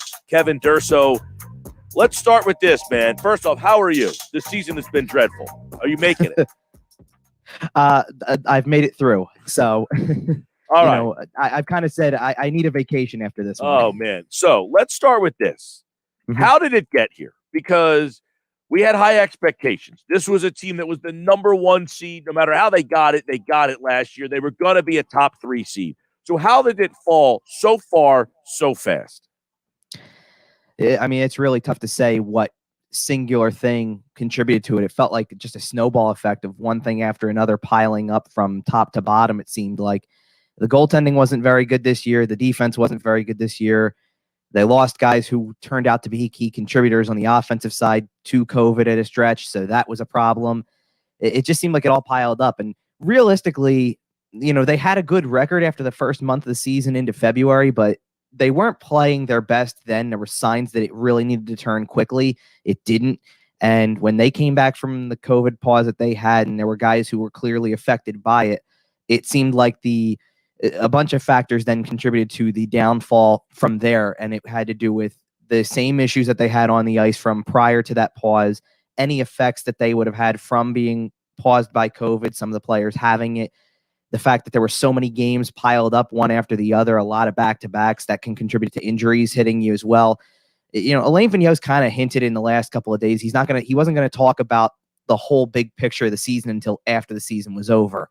But he kind of hinted like he had something he wanted to say, and like that in theory, I feel like I know what happened, but I'm not going to talk about it until the season's over. So when they have exit interviews later this week and we get to hear that actual theory behind it, I'm sure that there will be multiple things he has to say that contribute to it. But I ultimately think that also this team just didn't show what they are fully capable of. And I think that the amount of games that they had in a row and the fact that they were losing the way they were just contributed even further to it, that they kind of just lost that desire to play and that will to go to work because it was just piling on. And that's not the approach you can take, but I feel like that's the way it was. It became tired for them. All right, I want to go down a couple things real fast. And when they have the exit interviews, we'll have Durso back on as he gets that information. But I sent you there was a report in the New York Post about a week or two ago that suggested Vigneault could be on the hot seat, liking it to what happened in New York, that they had a good season and that he grinds on guys, and that we see this in hockey so much, where the hockey coach, for whatever reason, Kevin, seemed to turn over. In your mind, number one, is he at fault for any of the problems that this team has? And number two, do you deem him on the hot seat? Well, he's partially to blame for some of it because his job is to get the players ready to play the game. And he is a coach that prides himself on the practice time, and they did not have a lot of it this year. So it's not an excuse. Every team dealt with that. But if that's his style, then I feel like that's why last year was the way it was, why this year went the way it did, and why hopefully, given the opportunity, next year would be somewhat better because he gets more time to work with players in the practice setting. That being said, I don't see anything happening to him from the Flyers side, if you will, in terms of everybody who's come out and said something has said he's safe. Chuck Fletcher has said so. Dave Scott has said so. It sounds like he's safe in that regard. I think the question is, does he want to be here? And that's why I think that it was worded very craftily in that article that it's not a certainty he'll return. That doesn't say that means the team's considering getting rid of him, but maybe he's thinking something. So we'd have to see where that goes. I definitely don't think the coaching staff is completely untouchable. That I will say, but I don't think he's the person to blame. And I think he'd want to be back. And I hope he'd want to be back because I think he's got unfinished business here. They had a good run the previous year. It was a weird year for everybody involved, and maybe you move forward and see what happens when you start with something new and make some changes at different spots on the roster. All right, so different spots on the roster, changes. Let's start with the expansion draft and how that will affect this team. I mean, it could affect them in a couple of ways. I mean, to one extent, it could affect it very minimally, and the easy thing for a team like Seattle to do is look at a guy, say like Nick Aube-Kubel, who's at 24 years old is going to be entering the prime of his career. He's on a low-paying contract, and they get a player who has maybe a decent amount of potential to be somebody who grows into a role with a new team. And from the Flyers standpoint, they get no help because it's not much of a cap relief. On the other hand, the Flyers could really try to get crafty with this and do what a lot of teams did when Vegas drafted an expansion and start trying to find a way to unload a big contract and maybe, beef up the offer a little bit, draft picks, prospects, you name it, to try to figure out, and that might be what it takes to entice a team to take a James Van Riemsdyk or a Jake Voracek off of your roster. And I think really that's the type of move that has to happen. It's interesting. I don't really blame those players completely for the problems this year. I mean, they're going to be Claude Giroux, James Van Riemsdyk, and Jake Voracek are your top three in points this year, which kind of shows you what happened from the development standpoint, that development-wise, they didn't get the contributions they were expecting from younger players. But if you're going to make a change that really hits the locker room, I think doing it among maybe those two guys I mentioned really hits home. Well, Voracek, and that's why I think they need to. Voracek would be the big guy. I mean, it feels like Giroux's not going anywhere. It's his final season. I would imagine the Flyers want him to finish this season. What happens to him after the contract, that's another conversation. But it feels like they have to separate those two guys and figure out a way to move Voracek. So is that at the top of the list, do you think, for Chuck Fletcher? I wouldn't call it top of the list. I mean, top of the list is what he more likely what he needs to bring in than what he needs to unload. But I feel like for what he needs to bring in, it's got to be close to the top of the list to at least sit there and say, and again, maybe it's not Voracek, maybe it's JVR who makes $7 million a year. It's the cap space. You need to find a way to clear one of those two big contracts. JVR is a $7 million. And Voracek's slightly over 8. So it's about 8.2, I believe is what it is. You need that kind of cap space and you need to find a way. And I don't think that they're going to get away with that without retaining some money there. But even if you retain 25% of that, you get $6 million back on Jake Voracek. That's enough to go out and get a top pairing defenseman to play with Ivan Provorov, which is what I think is their biggest need this offseason. So that's the top of the list to me, is the defenseman to play with Provorov. But to do that, it probably requires some really tactful work in the offseason, and I think that a trade like that would certainly fit the bill. All right, and then obviously there are a lot of younger players that you've got a chance to see over the last 2 weeks here. Are any of the guys that you've seen over the last couple of weeks factoring into helping this team next season? Well, definitely some of the guys who we've actually seen all year, but who have continued to progress throughout the year. So Joel Farabee factors in big time. He's leading the team in goals, and he's 21. So his pace is somewhere in approaching the 30-goal mark at 21. So if he can continue to grow in that perspective, they've got something there for sure. And I certainly think that they're not going to stray away from Oscar Lindblom yet at all, because, weird year for him as well. And he went from battling cancer to trying to make a return from that, to battling COVID, trying to make a return from that. And he still produced at a modest enough rate that you say, give him another year and maybe it'll just continue to get better.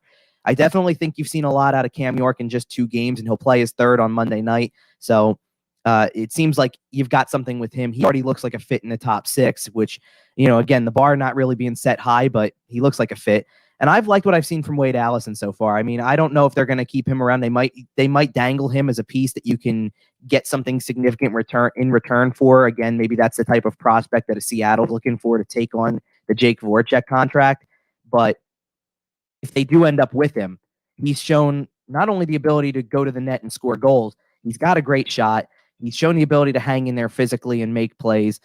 I'd like to see him get it. He certainly seemed like, it was funny. Elaine Vigneault kind of said, I don't put a lot of weight and put a lot of into these last few games at the end of a season when you're playing them out. But it looked like Allison over the weekend took it personally and said, no, I'm penciling my name into the lineup next year right now. I want to claim a spot pretty much right now and see where it goes from there. So I think that's another guy to keep an eye on. And certainly there's others who haven't gotten as much time to play in these last couple of weeks that you would have liked to have seen. I mean, Tanner Lazinski was a guy who I thought was doing some good things and playing a good bottom 6 role, and then got hurt and is out for the rest of the year. So, he's missed an opportunity there, unfortunately, but you hope that he comes into camp healthy and ready to show something as well. So those are all guys who I think are worth watching again one more time and see where they go after another offseason. Kevin, obviously at the trade deadline, they didn't do much of anything. So who is tradable this offseason? Geez, I don't know if I would put many people off of the table, to be honest. I would say, I mean, obviously Claude Giroux's not tradable and Kevin Hayes is not tradable with the no movement clauses in their contracts. And then from there, I mean, unless money becomes the big holdup, and I mean, realistically, if money's the holdup, then Jake Voracek would be off the table. But I mean, I don't know if anybody else beyond that. I mean, I would sit there and say that they've pretty much committed to Scott Lawton by signing him to the extension. I don't see them looking at Joel Farabee in any way and saying they want to move on from him. I don't see them saying that about Ivan Provorov, and I don't see them saying that about Carter Hart. That's probably just about it. I mean, maybe at forward also, I would say Lindblom factors into that because the inspirational story is kind of enough to keep him here, especially when he did come back and produced decently at times. He had a couple. I mean, he had a multi-goal game earlier in the year that won him the game, so he can do it. It's just not as regular as you'd like. At this and look, that takes time when he went through what he went through. Other than that, I mean, maybe Sean Couturier as well as a guy who they might say it would take a lot to trade him. But other than that, I think everybody's on the table. What is your message to the listeners and the Flyers fans about what we saw from Carter Hart this year? Is he the guy that we saw last year? And I've said many times, Kevin, this team, we were excited about this team, not because of Claude Giroux and Kevin Hayes and Voracek. It was because you finally felt they had the goalie. It's the only reason that I got excited about where this team was. And the goalie didn't play that well. Was it because he doesn't know how to play, or is it a factor of, is Carson Wentz not that bad, but the line stunk and the receivers aren't that good? Is Carter Hart a product of what was in front of him, or was there some troubling signs? Who is the goaltender that we were all excited about? I think it's a little bit of both. I'll say the defense in front of him doesn't help at all. And I think that he also got away from some of the things that made him so good the year before because he tried to overcompensate for that, like to try to be in position to make the desperation save at all times and do what he had to keep them in the game. And it made him lose some of his positioning. He was allowing a lot of goals by doing that, which made him lose confidence. I don't see it. I'm not concerned about him. I really think he can bounce back. I think that at the very least, it changes your outlook on he needs a contract this offseason. He's restricted free agent, so he'll be back, but he needs a contract.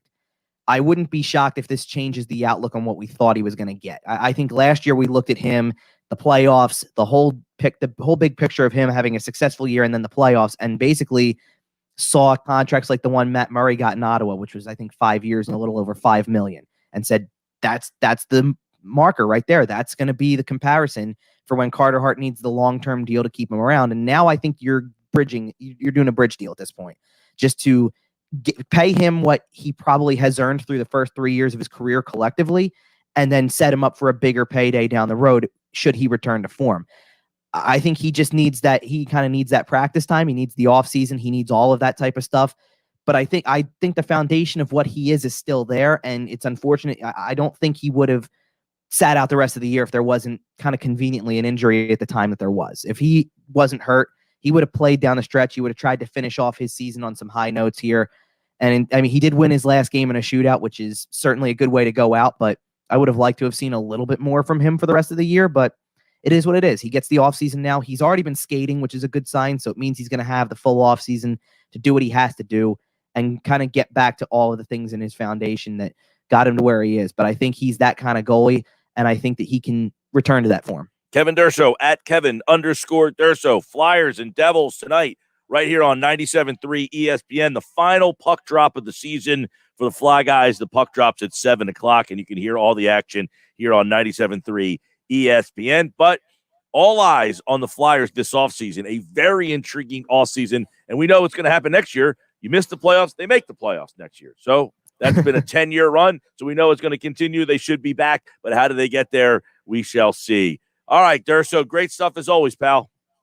Thanks, Mike. Appreciate it. All right, Kevin Durso, like all guests, appeared via the Boardwalk Honda hotline. Coming up, we got plenty more to go, including football at 4. Football at 4 is on the way. Sports Bash is brought to you by Matt Blatt Kia. They want to get you approved today. Matt Blatt Kia, 6211 Black Horse Pike, Egg Harbor Township. Bob Wankel will talk some Phils a little bit later. Jeff Kerr on the NFL. And Do You Remember is back on a Monday. We will start our new Do You Remember segments. We'll get those back and going because I got some good ones today. Don't go away. This is the Sports Bash Mosher, football at 4, coming up next. It's Philadelphia Flyers hockey tonight on 97.3 ESPN and the free mobile app with Tim Saunders and Steve Coates calling all the play-by-play action. Hurry, scores!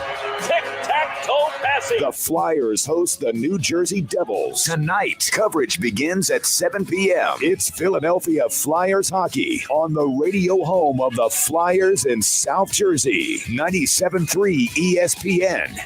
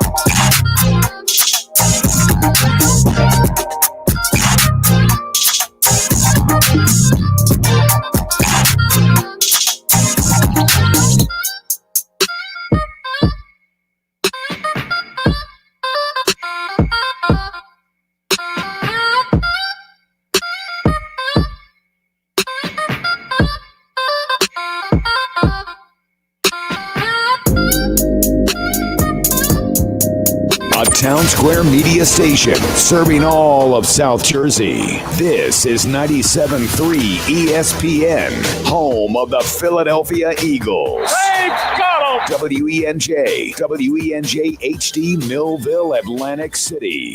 97.3 ESPN presents The Sports Bash with Mike Gill. It's time for Football at 4 with Geoff Mosher. I think our track record in the last 20 years, how many NFC East titles, playoff appearances, and appearances in the NFC Championship game, those are some of the metrics I look at, and I'll compare our record with almost anybody. Powered by the Inside the Birds podcast. Now, live from inside the Matt Black Kia Studios. This is Football at 4.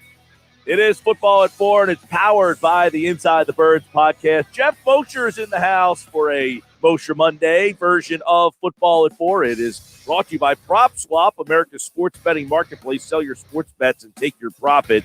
Find out how at PropSwap.com. All right, so we got the dates for the OTAs, the mini camps, the mandatories, and all that good stuff. So we got a little bit of Eagles we want to dive into today. Also want to get Mosher's thoughts on a couple of National Football League stuff. So we'll get into a couple things here. What's going on, Moshe? I'm good, man. How you doing? I'm always good, and a Monday is here, which means you and I get to kind of cut it up a little bit. So what I want to get from you is kind of a couple thoughts on some depth chart things, some roles moving forward as these OTAs. Now, what do you think is going to happen? You got the OTAs, the rookie mini camps, the voluntary stuff, and then the mandatory stuff. How do you think that this is all going to play out like normal? The dates will be fine and we'll see everybody out there? No, I mean, I think the Eagles have already released their statement about veterans not attending the voluntary mini camps. And, you know, that's dicey. I don't know if that's going to apply to everybody. I know that there are certain players, and I haven't checked contracts for the Eagles to see who it applies to, but there are certain players that have money workout bonuses or roster bonuses for showing up for these workouts. And so those who do will probably show up because they want to get their money. And the union has said, you know, hey, by all means, you know, we're not doing this to cost anybody any money. So if you have a bonus, go show up. But there's solidarity around the league that it's voluntary, and not everybody believes everything so far. All the precautions are safe. And I think it does hurt the Eagles. They have a new coaching staff. They have a lot of first-year or second-year players, you know, who played last year, whether it's Jalen Reagor, Jalen Hurts especially, who's now going to be most likely the starting quarterback. So, and he's been for working. them not to have that time it's tough. It is, but he has, to his credit, been working out with some of Dallas Goedert, Miles Sanders, a couple of other people that he has been working out on his own time. Correct? Yeah, and they've been doing that for several weeks now down in the Dallas area at the Exos facility. I know Quez Watkins has been there. I know John Hightower's been there. The running back Huntley that they claimed off waivers last year has been working out with them. I know Fulgham, as we reported a while back, had a procedure done on his ankle, so I don't know that he's been ready yet to work out with them. But there have been some other guys from the team there working. But, you know, I imagine that they know what the playbook is, and or if they've had a chance to glance it and work on some things. But it's still not the same as everybody being at the NovaCare and getting that actual work in. But it's good that they are doing it. Yeah, it was there was something over the weekend. I think Jeremy Fowler at ESPN said that Hurts is giving off QB1 vibes. In other words, he's running the offseason. And part of his reporting on that was that he is diving into Nick Sirianni's playbook and getting the terminology and then passing that along to all of these people who are with him. So, I mean, for anything, I guess Hurts is at least grabbing this opportunity by the horns and saying, hey, I'm the starter. I'm just going to do all the starter things. Yeah, he's doing all the right things. And one thing that we learned last week from Jason Avant, actually, on the Q&A show, was that he looked into it and found out that Nick Sirianni is going to do something different than most Eagles coaches in the past with his receivers. He's going to allow his receivers to make in-game sight adjustments, you know, like breaking off certain routes and running different routes based on what they see out of the defense and the technique being played. And in order for receivers to be able to do that successfully, the quarterback really has to be locked in on those adjustments and then be able to deliver the pass timely in accurate manner. I mean, you got to be accurate and timely in general, but this is different because you have to also be alert for when the receivers are going to change their routes on certain plays. So that's going to put a lot of emphasis on comfort with Jalen Hurts and his wide receiver. So it is a good thing that they are putting as much work in right now as they are. All right, Moshe, I want to get your thoughts on Kerryon Johnson.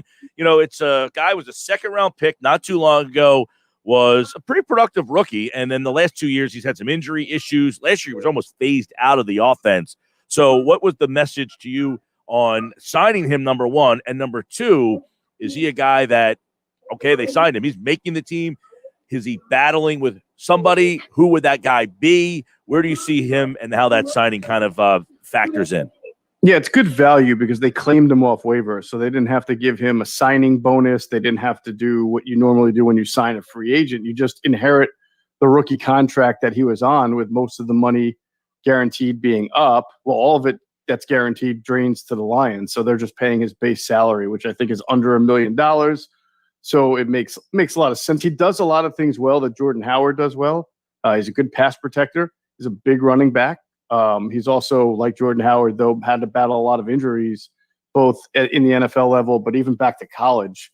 Kerryon Johnson had some significant injury history there. So which, when looking into it, made me surprised that the Lions took him in the second round. But nonetheless, kind of shows you how talented he is, though, to be a running back taken that high. Kind of told me, like, hey, they really felt, you don't see running backs go in the first round, but hey, at 43, we're going to get one. Says that they really thought this was a talented guy. Yeah, that they thought that, or it could be a classic case of the Lions being the Lions, right? No, but we saw that as a rookie. If you remember that Sunday night game against the Patriots, he had 16 carries for 110 yards, and wound up breaking that Lions drought. I forget how. I think it was 80 games that they had gone without a 100-yard rusher. Yeah, it was like since Barry Sanders. Yeah, it felt like that, right? Yeah. I think it was Javid Best, actually, but Barry Sanders would have been a really long time. but nonetheless, it was a really long time. And he clearly, like you said, he can play. His issue is staying healthy. He missed about 12 to 14 games over his first 2 years with injuries. And then, of course, the Lions drafted DeAndre Swift, and they signed Jamal Williams. So what you have here is a pretty talented player who can do some good things in your offense, but too risky financially to do anything other than just take the contract that he already has. And in my mind, he competes with Jordan Howard because they're both veterans, both they're both going to cost you more than a rookie right now, but still not a lot. And they both kind of do the same thing, and they can take the ball 15, 16 times if needed in a given game if your number one guy, Miles Sanders, gets hurt. But I don't see, in my mind, Mike, an opportunity. I feel like this is the competition to make it as the backup number one. Jordan Howard versus Kerryon Johnson. I don't see both of those guys being on the team, because why would you pay the salaries for both of those guys when one of them is only going to maybe see the field a couple of times? Right. And then you have, so do you see those two and then Gainwell against Scott? Like, is there any scenario where Gainwell and Scott both are on the team? Well, I think maybe, but doubtfully. I think Gainwell is definitely going to be on the team. He's a 5th-round pick. He's got a lot of potential. He does a lot of good things well. And if he has a good training camp, I'm sure that they're going to try to incorporate him into the offense as quickly as they can, not as a gadget player, but as a player who can line up in a lot of different areas and make an impact as a runner, as a receiver from the slot, maybe even the pony package. So they will try to get him on. So it'll all come down to how many running backs they want to keep and who's going to play special teams. But if you're asking me today in May, what I think the totem pole would look like, I'd probably say obviously Miles Sanders number one, and then choose whoever does better between Jordan Howard and Kerryon Johnson as number two, Kenneth Gainwell 3, and then we'll see if they keep a 4th running back.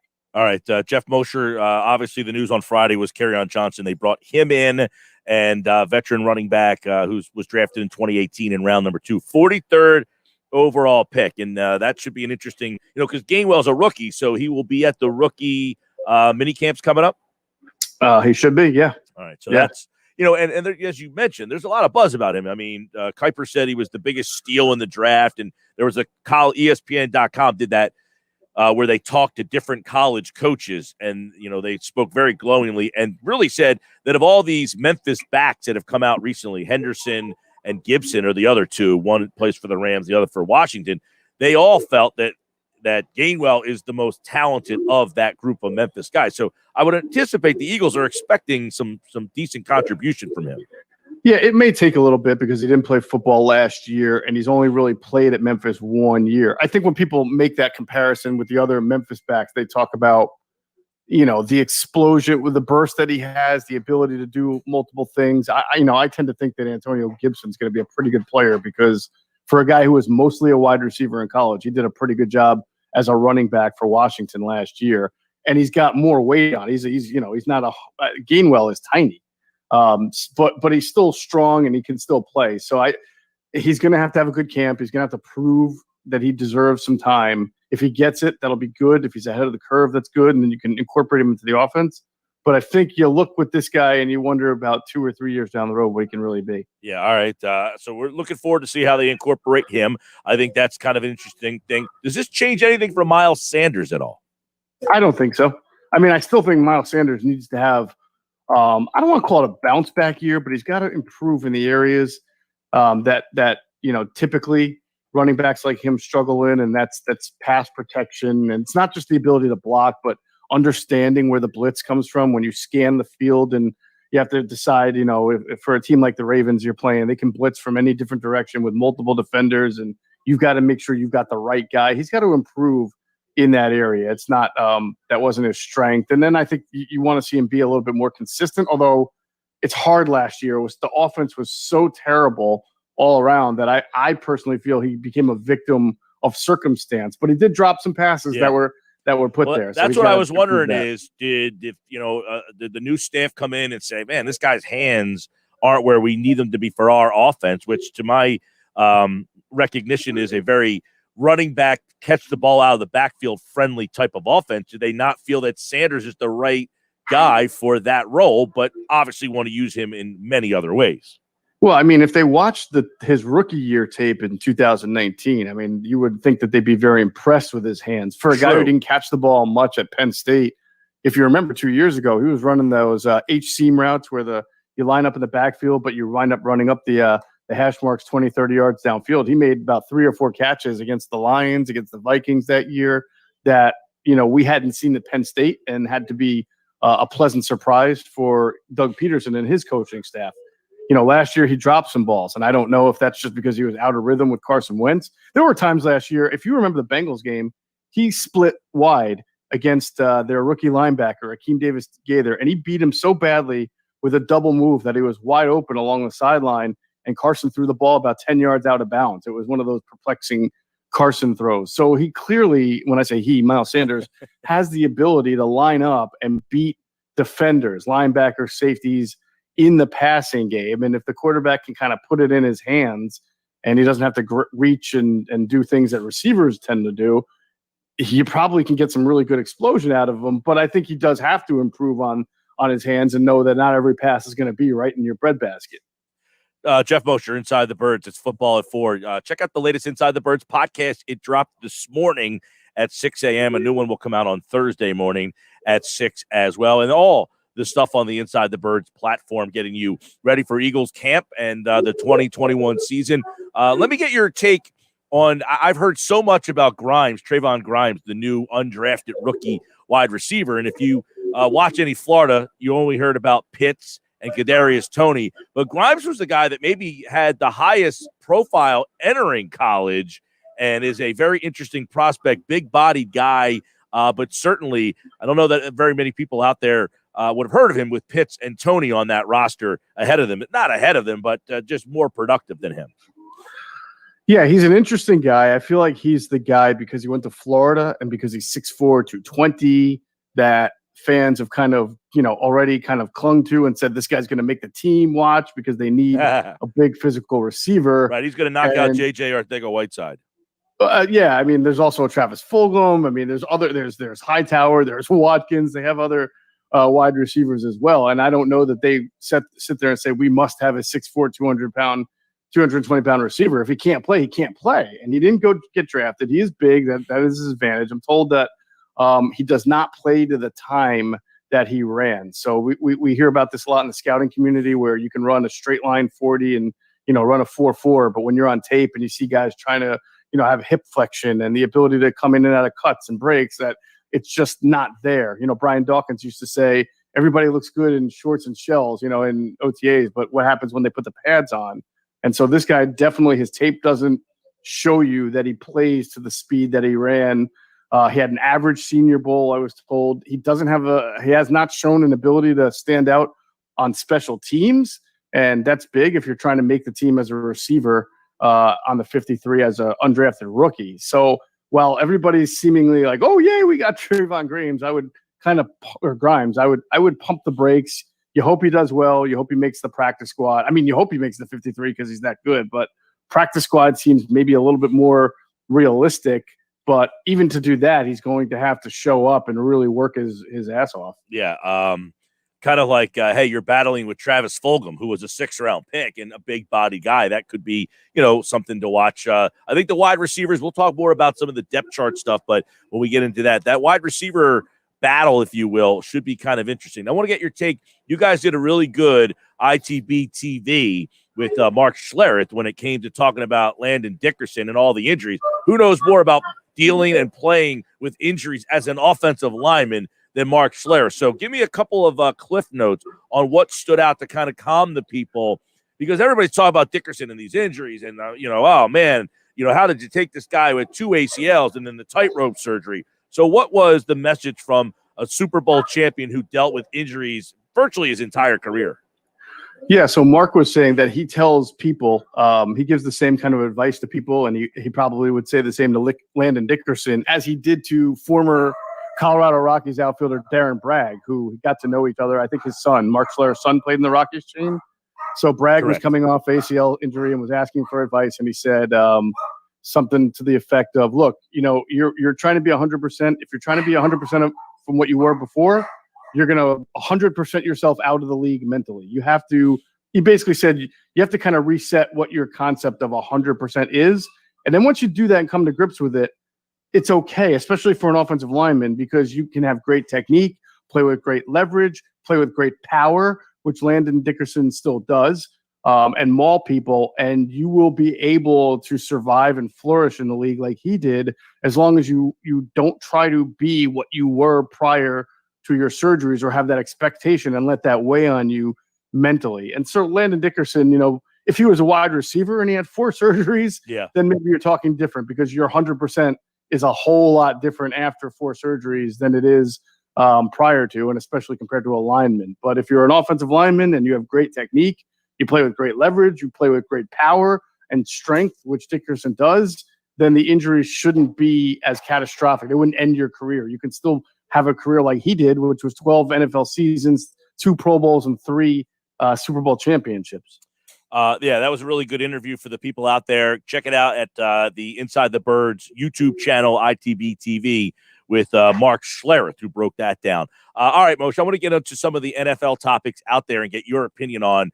All right, where does this Aaron Rodgers standoff go from here? I think the thing we all wonder is Aaron Rodgers serious enough about retiring? Because that's really his only leverage, right? Not showing up. You're going to accumulate a ton of fines, and then holding out, you're going to continue. But if you just retire, you sort of force the Packers' hand in this situation and make them kind of have to deal with you. Or maybe the thing I don't know is firing the GM going to do it? It sounds like it's not even all about that. So this to me is an impeccable type of standoff. I don't know how it's going to end. I don't think anybody does. I do get the sense Rodgers is just about as stubborn enough to do anything he wants to do to get what he wants. You know what though? If I'm the Packers, Moshe, I make him retire. If we don't have him, no one else is getting him either. I'm not going to trade him so that somebody else can have Aaron Rodgers on the team. Now you might say, well, then you end up with nothing. All right, well, so be it. So right, if you retire and you pay back your bonus, does that then make you a free agent, or does the team still retain your rights because you're under contract? Yeah. Didn't Carson Palmer do something like this where he retired and then he got out of it and he went to the Raiders? Yeah, because they finally agreed on a compensation because the Bengals realized, well, I'd rather get something for him than nothing. I guess Aaron's is somewhat position of leverage because I think there's only 1 year left on the deal. So if he retires for 1 year, I have no doubt in my mind that even if he came back in 2022, he'd have plenty of teams that were willing to give him a shot. So and pay him very well. So maybe he's willing to take a year off just to get at the Packers and have his way. I have no idea. Tough at this, especially it's not like he's 34, 35. I mean, he's at the back end here. Not that I'm saying that he can't play, but to shave a whole year off at this stage, you might just say, you know what? I don't feel like taking those hits anymore. This was great. I'm hosting Jeopardy and I'm married and, this is my new life. Yeah, maybe he would. Maybe he'd retire with the idea that he'd be back next year and then all of a sudden realize it's a pretty good life he's got there. I hope not. I'd love to see him continue to play. And I think that Tom Brady showed last year that if you take care of yourself correctly, you are one of the all-time greats, which Aaron definitely is, that you can still play as long as you keep yourself, mentally and physically ready to do it. Geoff Mosher from the Inside the Birds podcast. And of course, he, like all guests, appeared via the Boardwalk Honda hotline. By the way, Eric Fisher, the new left tackle with the Colts to protect Carson Wentz out there. So we finally have the answer to who their left tackle looks like it'll be.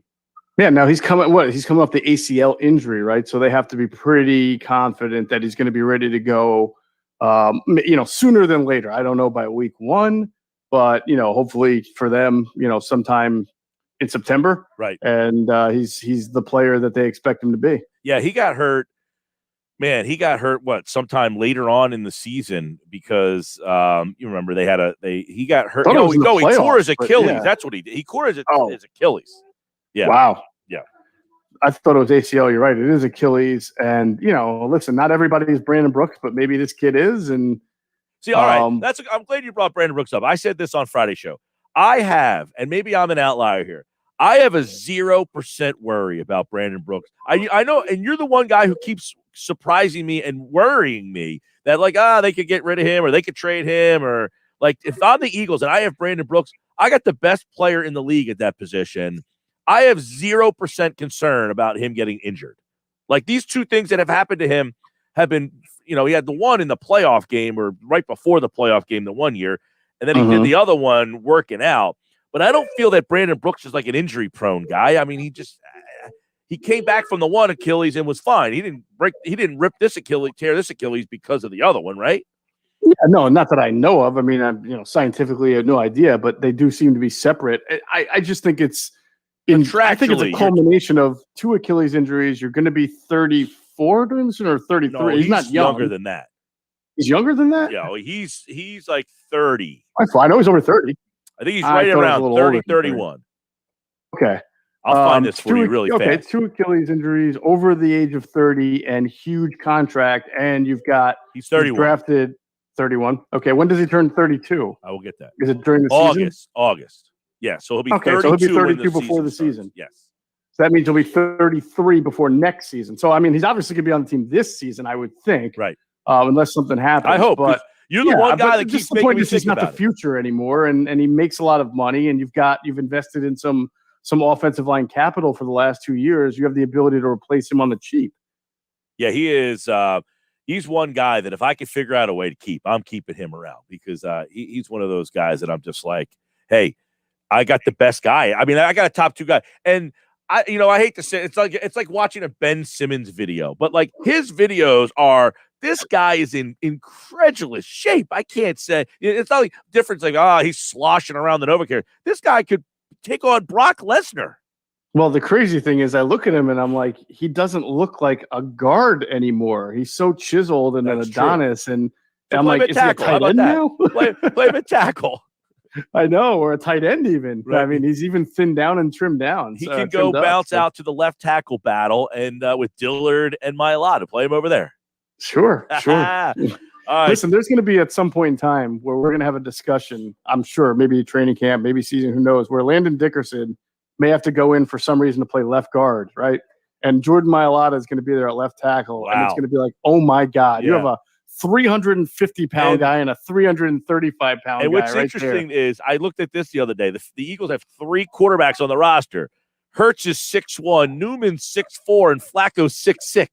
So you got a 6'1" guy play behind these 6'8" linemen. That's something to consider. All right, Geoff Mosher, definitely. The Inside the Birds podcast. The guys do great work. And if you missed the conversation on ITB TV with Mark Schlereth, check that out. And everything on the Inside the Birds platform over on the YouTube channel. All right, Moshe. Thanks, bud. All right, my friend. Have a good one. All right. He, like all guests, appeared via the Boardwalk Honda hotline. All right. We got plenty more to go here on this Monday edition of the Sports Bash. When we come back, do you remember? I got some things that happened that you might be like, oh, my gosh. We'll bring back, do you remember, something we used to do and have some fun with. The off-season, summertime. We'll have a little fun with that. That's coming up. Bob Wankel will talk some Phillies with us coming up at about 4:40 today. Phil's had a tough night, tough weekend. Saturday night was brutal. I couldn't stay up anymore. I had enough. I turned it off. Told you that earlier. I said I'm done. And Jeff Kerr tonight talks a little NFL. We'll get his take on the Aaron Rodgers. I want to get Jeff Kerr's take, too, on the direction that the NFL is going in terms of watching the game. Thursday Night Football this year, you're going to need Amazon Prime. You cannot watch that game on regular television. I want to get into with that. All right. Sports Bash Live, 97.3 ESPN. This hour brought to you by my boys over at Prop Swap, where America buys and sells sports bets. Take your profit. Find out how. PropSwap.com. Download the Prop Swap app today. Turn it on. Leave it on. The Sports Bash on 97.3 ESPN. Attention, New Jersey. Matt Blatt Nissan needs to replenish their pre-owned inventory. They will buy your vehicle for cash today. You heard right. Matt Blatt Nissan will buy your current vehicle for cash or trade it for top dollar and put zero down payment, pay 0% interest, and get $2,500 off MSRP on every 2021 Nissan Murano in stock. Oh, yeah, it's on at Matt Blatt Nissan. All new loaded SV model 2021 Nissan Rogue. Lease just $239 per month with zero security deposit. Plus our fast track checkout. Bring any vehicle and Matt Blatt Nissan will buy it for cash or pay top dollar for any trade in Egg Harbor Township next to Home Depot or online at mattblattnissan.com. We will be refinanced into new vehicle. Qualifications exist. Not all will qualify. 0% APR financing based on 1667 2000 borrowed. Offers can be combined. Murano VIN MC 101371. Rogue VIN MW 011224. 36 months 10,000 miles for your lease. Lease selling price $28,590. Call 877-289-6670 or go to mattblattnissan.com for complete details. Offer ends 5/31/21. It's on at Matt Blatt Nissan on the Black Horse Pike, Egg Harbor Township.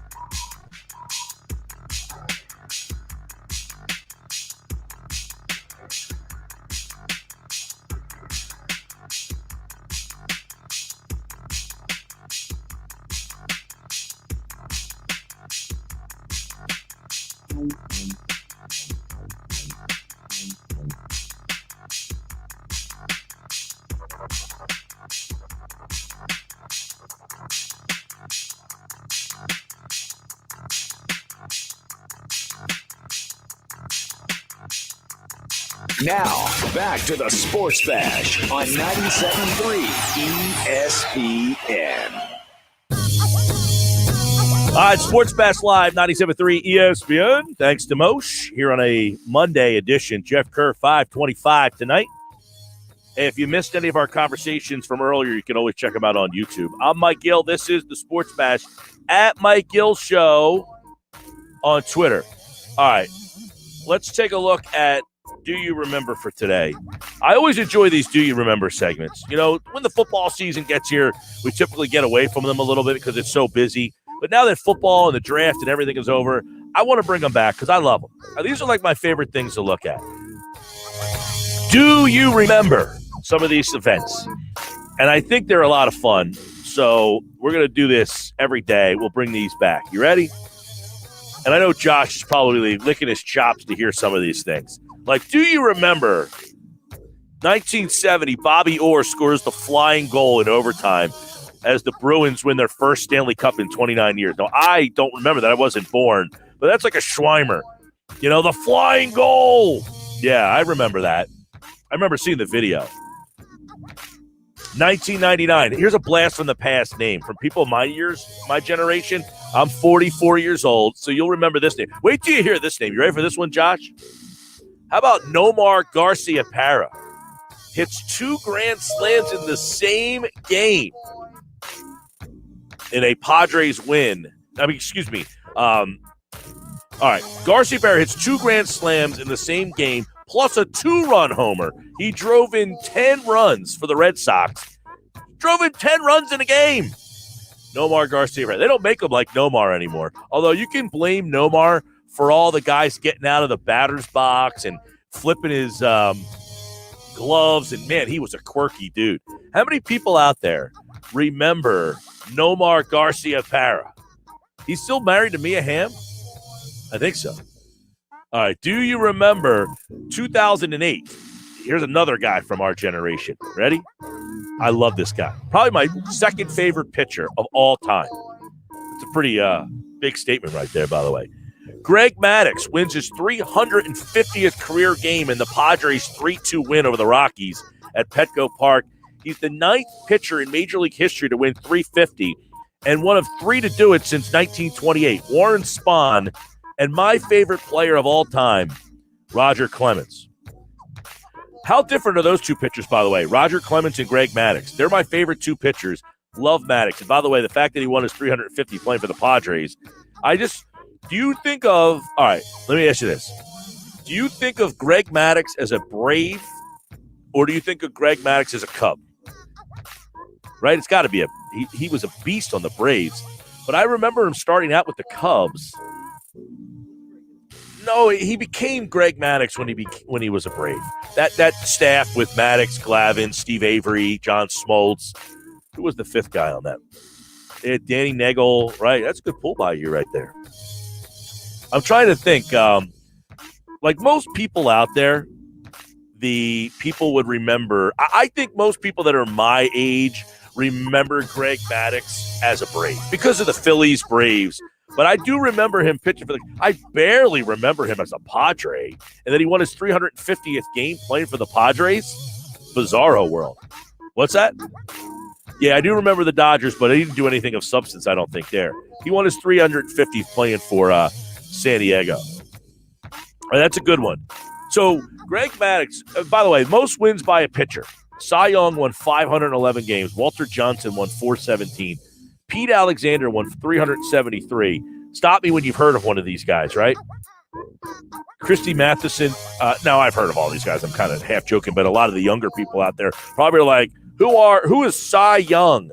Who is Walter Johnson? Warren Spahn. The only 2 guys that most people in the listening audience that are familiar with, other than, you probably heard of Walter Johnson, Warren Spahn, maybe. I don't know. People 44 years old. You know why you know who Warren Spahn is? I think his name was in our baseball gloves when we were growing up. Do they still do that? Do the kids' baseball gloves have a name of a player in it? Because I had the Clemens glove. I had a Maddux glove at one point. But Maddux actually has more wins in his career than Clemens does by 1 game. How about that? So I threw a couple of interesting names at you guys today. This is why I love doing Do You Remember? Nomar Garciaparra, Greg Maddux, and Roger Clemens all got to come back into the conversation. Now, Clemens, Maddux, of course, is in the Hall of Fame. And Roger Clemens, obviously, is not in the Hall of Fame. And this should be an interesting conversation as to whether or not he will ever end up in the Hall of Fame. I think I heard Buster Olney talking about this during Sunday Night Baseball about a week or so ago, saying that him and Bonds, he doesn't think will get in by the committee, the voters, but that the Veterans Committee will eventually let those guys in. You guys probably know my feeling on all of the steroid stuff and the guys. I think they all should be in the Hall of Fame. I can't dictate who did what. They played the games. They were there. It's a part of baseball history. It needs to be in the museum. It bothers me so much that this museum feels that they have all this power, right? They have all this power. You're a museum. Tell the story. Tell the story. Sports Bash Live, 97.3 ESPN, the free mobile app. Don't forget. So I like. Those are the couple things. So for today's Do You Remember? The Bobby Orr one, the flying goal. And we had Durso on last hour. The Flyers don't have any offensive player that gets you excited to watch a game, ever. That's the problem with Claude Giroux, is that Giroux, as good as he is, and I'm not like some anti-Claude Giroux guy, it's just that, like, he's a pass guy. So he sets people up. I'm talking about the flying goal guy, the guy who could score from a variety of angles. The Flyers have just never had that offensive player that you just are like, man, I have. Like the Sixers now have Joel Embiid. When was the last time the Flyers had a guy that you were like, I have to watch the game tonight because I don't want to miss this guy? We thought it was going to be Carter Hart. Remember last year I'd be like, look, he's worth your time. He's worth your time to watch him. And that kind of went out the window this year. But they never I guess Lindros, when they first got Lindros, you were like, man, they got this guy Lindros. This is amazing. And he didn't turn out to be the offensive, this graceful offensive player, goal scorer that you really, thought, like people were talking about, like he was like Wayne Gretzky, which, by the way, Josh, you'll like this. See, Wayne Gretzky is going to be the the studio host for the NHL on TNT. $5 million a year they're paying Wayne Gretzky. Now, apparently ESPN tried to get him, and they only offered him $2 million a year. I said, has anybody ever seen Wayne Gretzky speak? Like, is he supposed to be entertaining? Because they're trying to say that he's going to be the, Barkley of the group. I'm thinking, really? Wayne Gretzky? Kenny Albert is going to be the play-by-play voice. And I can't remember who the analyst is going to be. But ESPN has not announced its teams yet. But I thought that was interesting. And then real quick on Nomar Garciaparra. For those of you out there who don't remember Nomar, now, I talk about all the time players that, I mentioned like Tony Gwynn, Wally Joyner, Mark Grace. I feel like I bring those three guys up all the time because they're lefties. Nomar Garciaparra, okay, if you don't remember, he was a 30-homer guy, a 35-homer guy. He had 3 seasons where he hit 30, 35, 27, and then he kind of vanished for a little bit. He had some injury issues. Then he came back, but he's a guy, he played shortstop in a time that the shortstop position was starting to come around offensively. But do you realize he was the Rookie of the Year? He was 2nd in the MVP. He was 7th in the MVP. He was 9th. He finished top 10 in the MVP 5 times. Nomar did. And then he went to the Cubs and then ended up with the Dodgers, and then he kind of faded out towards the end. I mean, he was constantly hurt. Towards the end of his career, he was constantly hurt. But he had a year where he won the Rookie of the Year. He had 306 with 30 homers, 98 RBI. He had a 342 on-base percentage. But think about this. He had 357 one year. He was on base 41% of the time. The next year, he hit 372. He hit 372. Can you imagine someone hit 372 now? His on-base percentage was 434. It's pretty unbelievable. That is our Do You Remember today. This hour brought to you by PropSwap, America's sports betting marketplace. Speaking of PropSwap and Do You Remember and all that kind of stuff, I saw something over the weekend that made me want to PropSwap, and that is the NFC East betting odds. Have you guys seen these NFC East betting odds? This is one of those things where I'm like, maybe I should go buy that ticket right now. But this is what PropSwap can do. You go to PropSwap.com, and the Cowboys are favored. You know, the odds in the NFC East, the Cowboys are the favorite. They are plus 105. It's about right for value. The Washington football team, plus 275. The New York Giants, plus 450. I thought the Giants, really good value. Like, I'd go out and buy a Giants ticket at plus 450. But how about the Eagles? Plus 500. I think that's really good value. You always want to get the worst team because there's always a team that goes from worst to first. So go buy that Eagles ticket now, right? And then you could prop swap that ticket sometime in the season. Let's say the Eagles get off to a hot start for whatever reason, and the schedule comes out Wednesday. I'm telling you, the Eagles have one of the top 10 weakest schedules in football. So plus 500, they get off to a good start. You could prop swap that. So download the Prop Swap app today or go to PropSwap.com and find out how you can prop swap.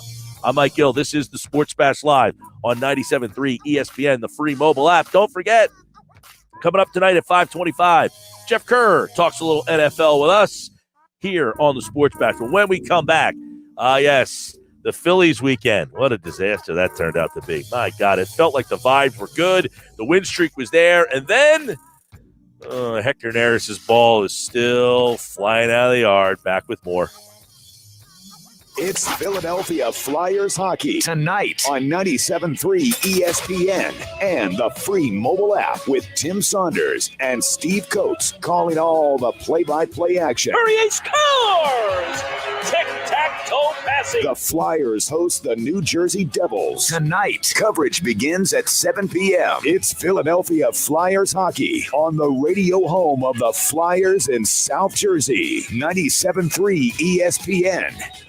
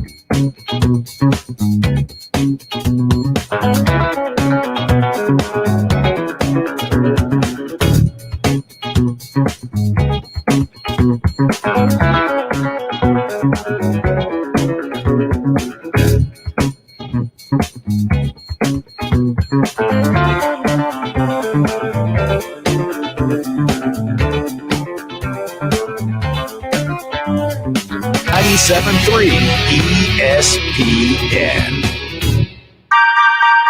All right, welcome back. Sports Bash Live, 97.3 ESPN. Brought to you by East Coast Roofing, Siding, Windows, serving all of South Jersey. If you call, they'll show up online, eastcoastroofing.com. All right, what a weekend it was. You started to feel good about the Phils. One strike away, you were going to feel really good about the Phils. And then Saturday night, and then yesterday was kind of a stinker as well. Bob Wankel crossing broad as we take a look back at the Phillies weekend. I guess we start Saturday where they had 3 leads in that game. I thought Girardi had a tough night at the office. A lot of double switching, this, that, and the other thing going on. But they still had 3 shots to win that game, and they can't get it done, Bob. And that weekend just kind of epitomizes what this team feels like.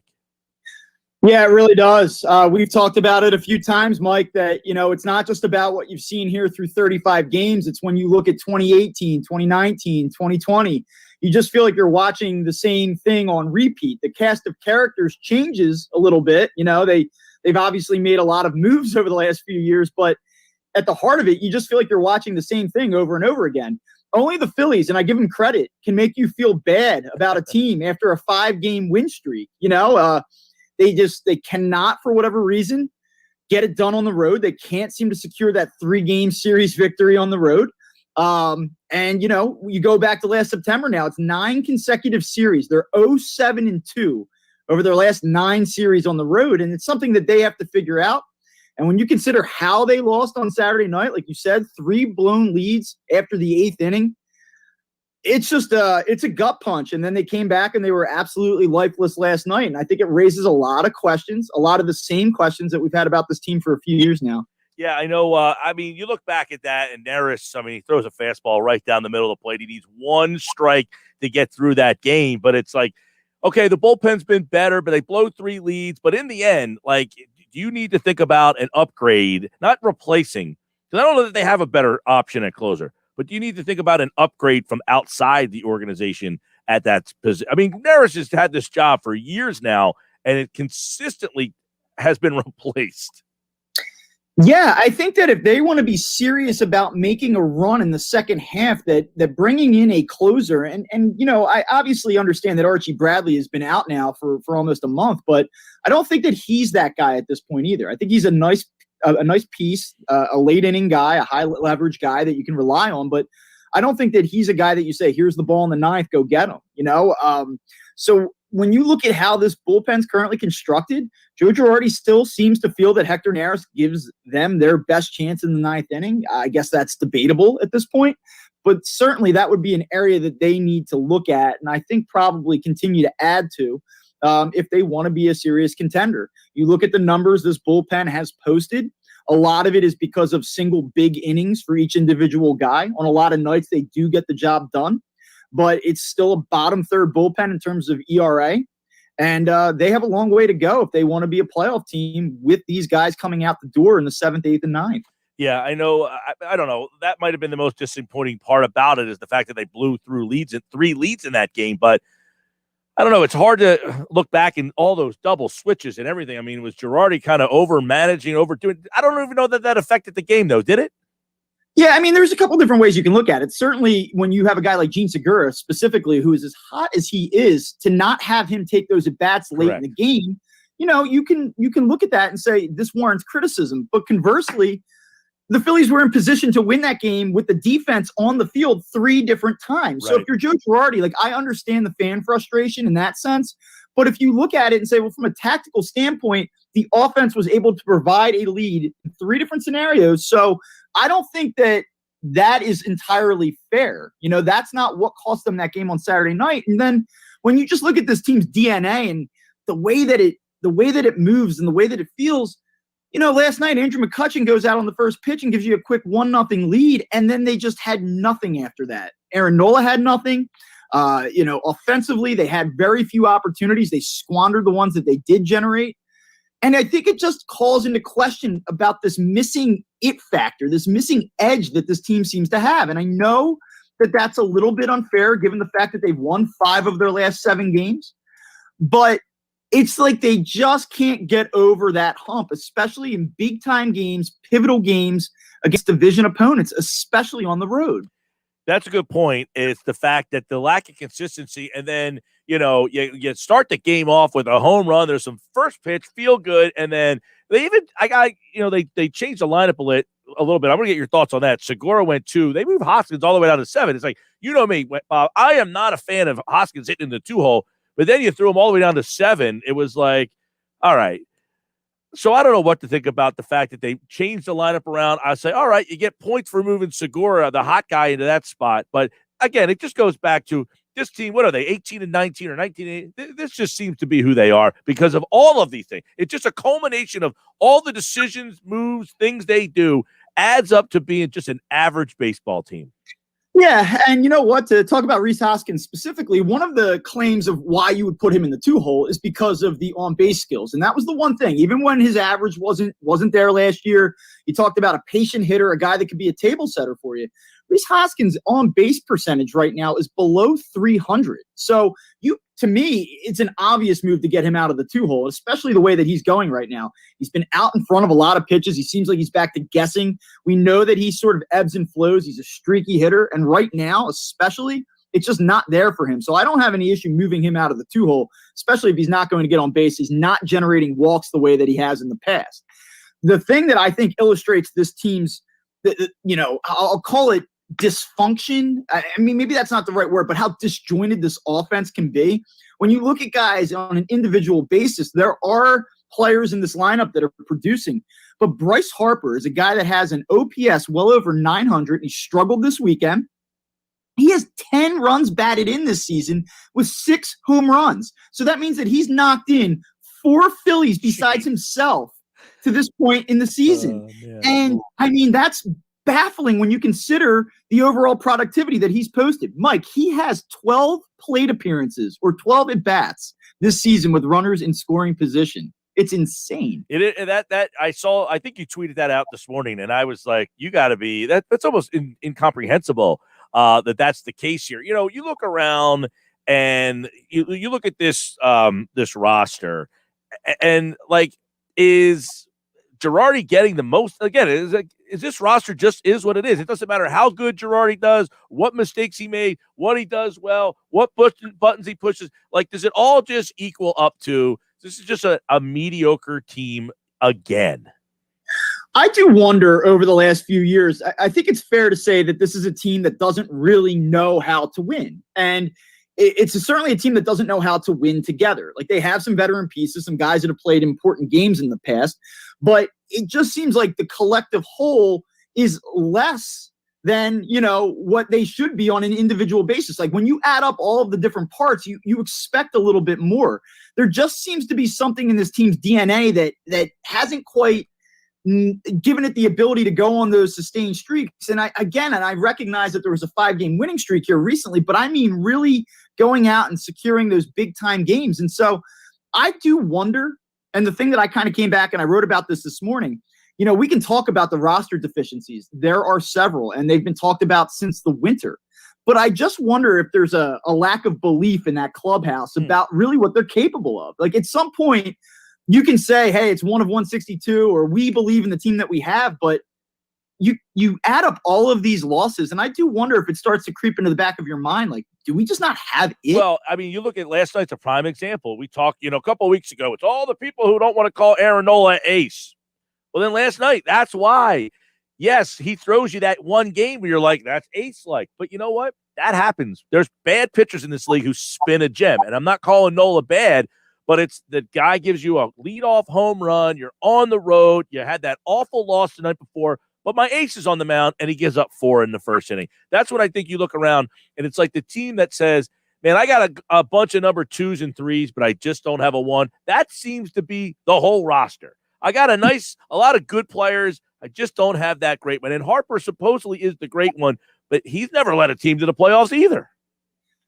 Yeah, I mean, you know, Real Muto's off to a great start. Bryce Harper, statistically speaking, is off to a great start. Aaron Nola, statistically speaking, is off to a great start.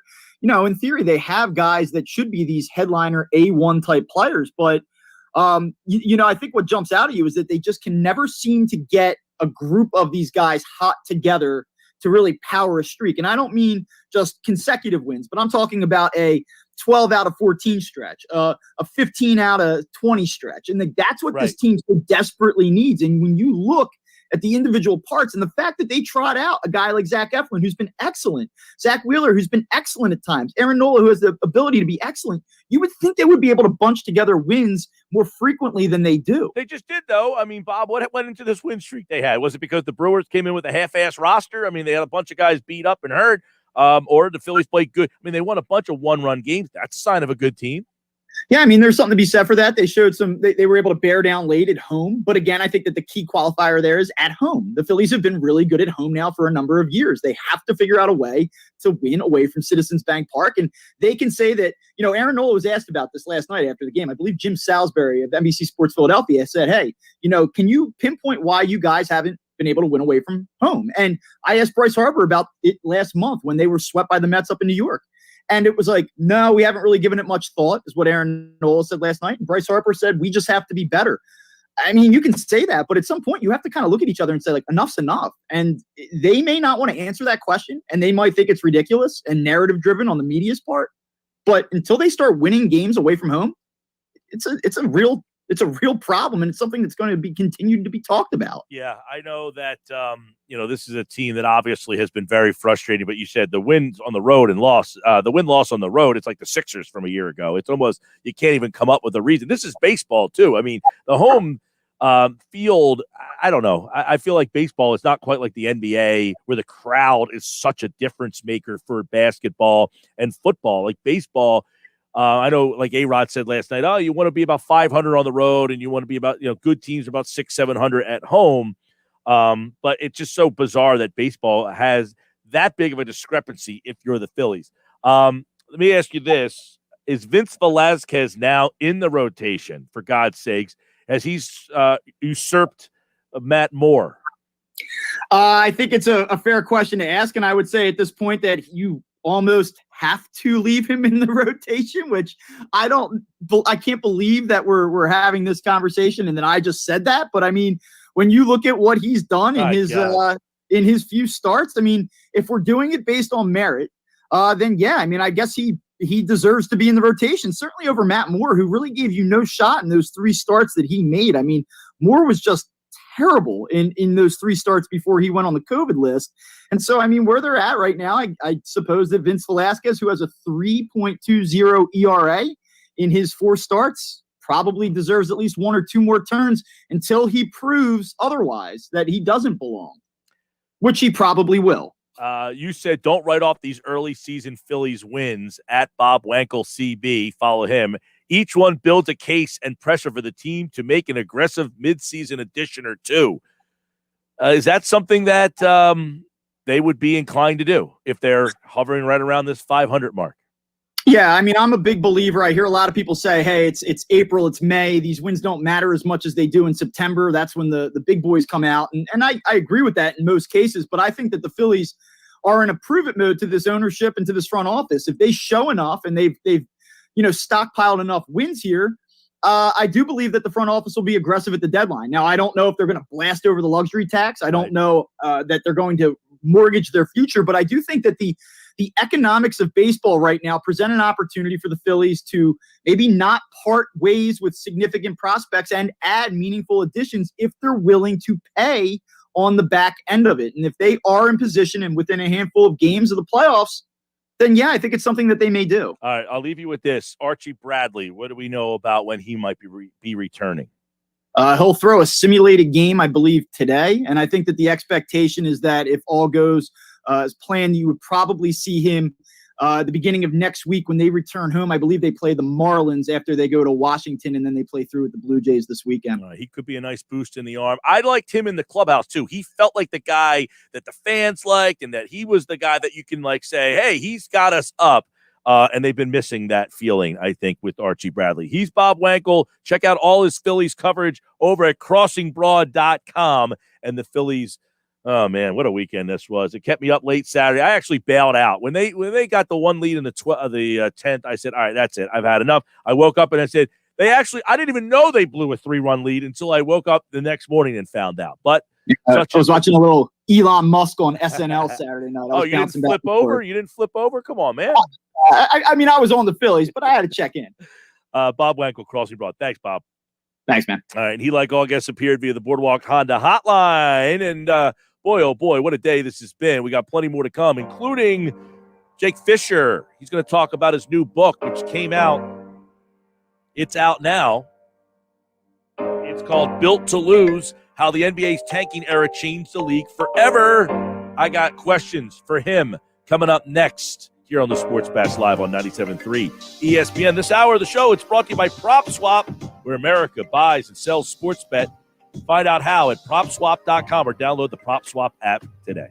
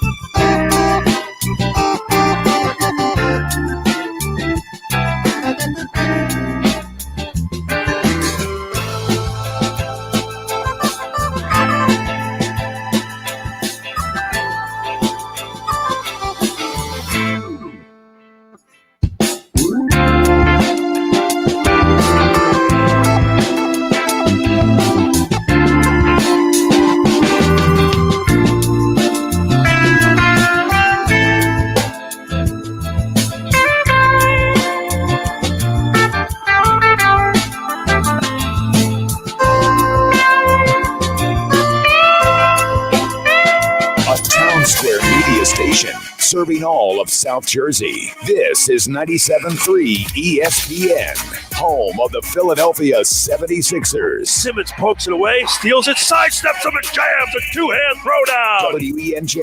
WENJ HD Millville, Atlantic City. This is the Sports Bash with Mike Gill on 97.3 ESPN. Now, live inside the Matt Black Kia Studios, here's Mike Gill.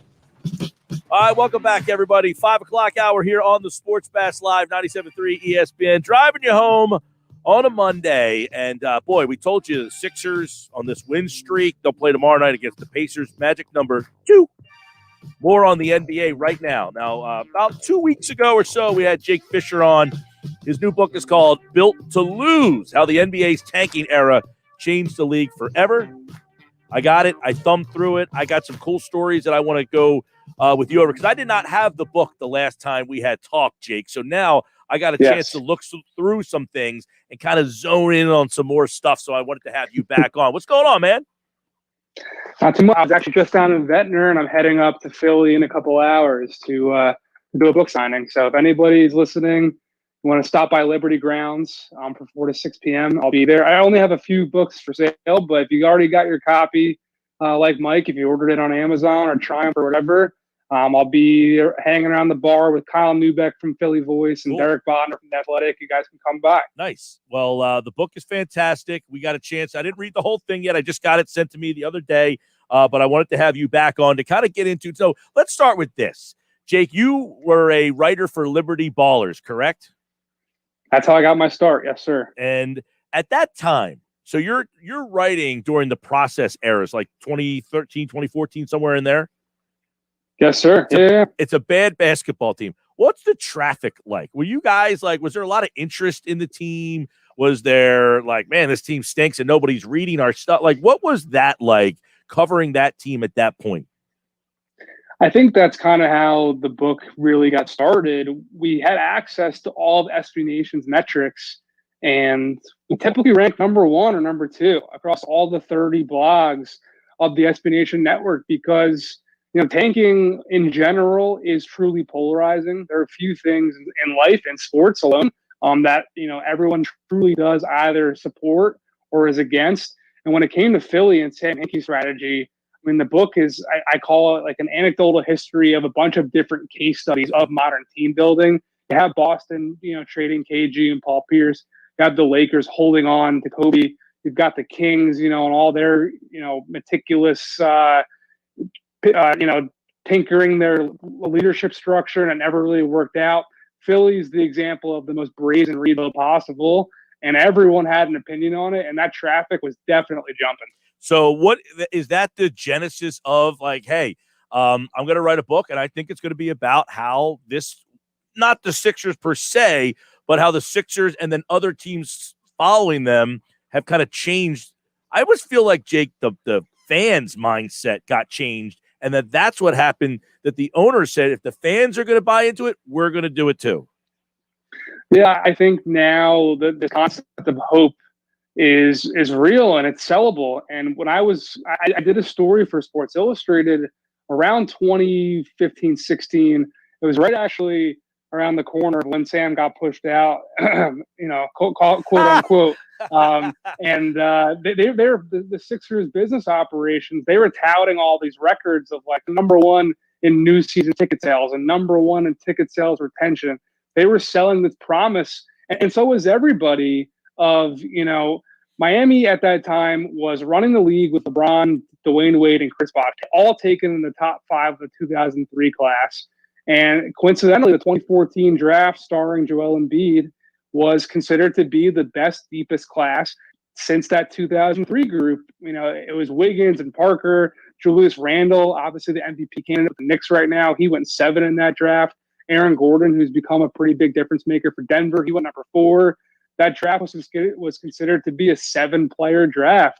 And all these teams, Philly, Boston. I was in school at Northeastern. I interned for Slam after I was a freshman, and then I was going to TD Garden with the credential at night. And when I went to those games, when Philly came in, when Orlando came in, other teams too, it felt like I was at like in the eye of the hurricane, like the Super Bowl of losing. So it definitely swept the league.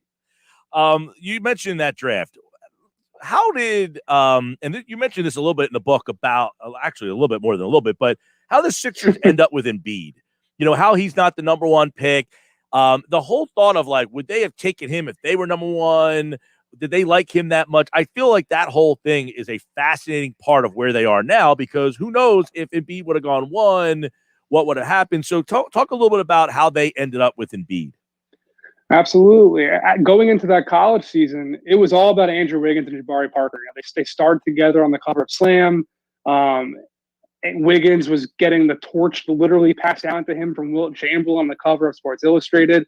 But by January, everyone knew that Embiid was the guy. And there was this game that he dominated Iowa State, and Fred Hoiberg, who was the coach of the Cyclones at the time, said post-game, that I talked to him since on the phone, calling Embiid the greatest college basketball player he'd ever seen. And he was going to be the number one pick, really, even after he hurt his back. That ended his freshman year at Kansas. And he went into Cleveland to have a workout with the Cavs, who were picking number one overall. But sure enough, Cavs officials to this day maintain that Embiid broke his foot during that workout. This workout where he, 7'2", he's making 14 straight threes from the corner. But at that point, when he hurt his foot, his agency, Wasserman, rightfully shut him down. He never got to visit with Milwaukee or Philadelphia and market. And all of a sudden, Cleveland had to take somebody different. The ownership was not going to approve taking him, being that they were considering the fact LeBron might have chosen them, as he did in free agency that July, a couple days after the draft. Then you go down to number 2. Milwaukee was looking to get into the postseason. I have Bucks owner Mark Lazary on the record in the book saying that they did not want to be a lottery team. They wanted to get back into the playoffs, and Jabari was going to be the guy for them no matter what. Even if Embiid went one and stayed healthy, they were going to take Jabari over Andrew Wiggins. So that left Embiid at 3 for Philly, and I definitely believe to this day, from talking to people around the organization, that the Sixers had Embiid number 1 on their board from January throughout, even after the injuries. And I think then they were trying to trade up to 1 before he got hurt. I think if they got the number 1 pick that year, they would have taken him 1 even after the foot injury.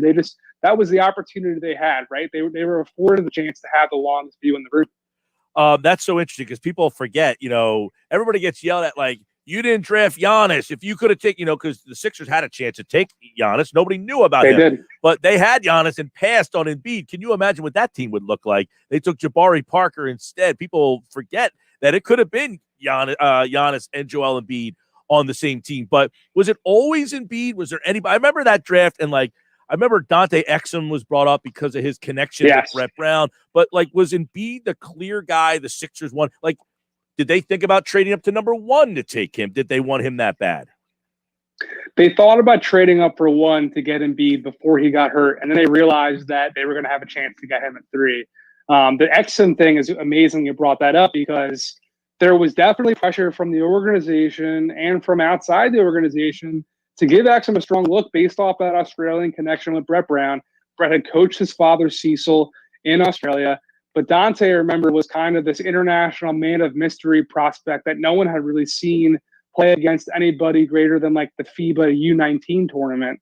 So Philly actually gave his agent at the time, Rob Pelinka, then Kobe's agent, now the Lakers general manager, they gave Pelinka a list of a bunch of second-round, undrafted type point guard prospects that Philly had already worked out a couple of times or once or whatever.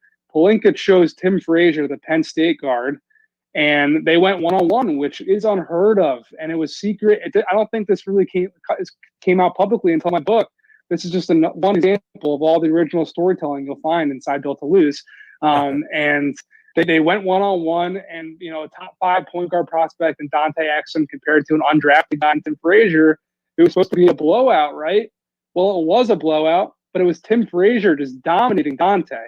And it was really like a high school senior in practice on the varsity beating up on a freshman who got called up for practice one day.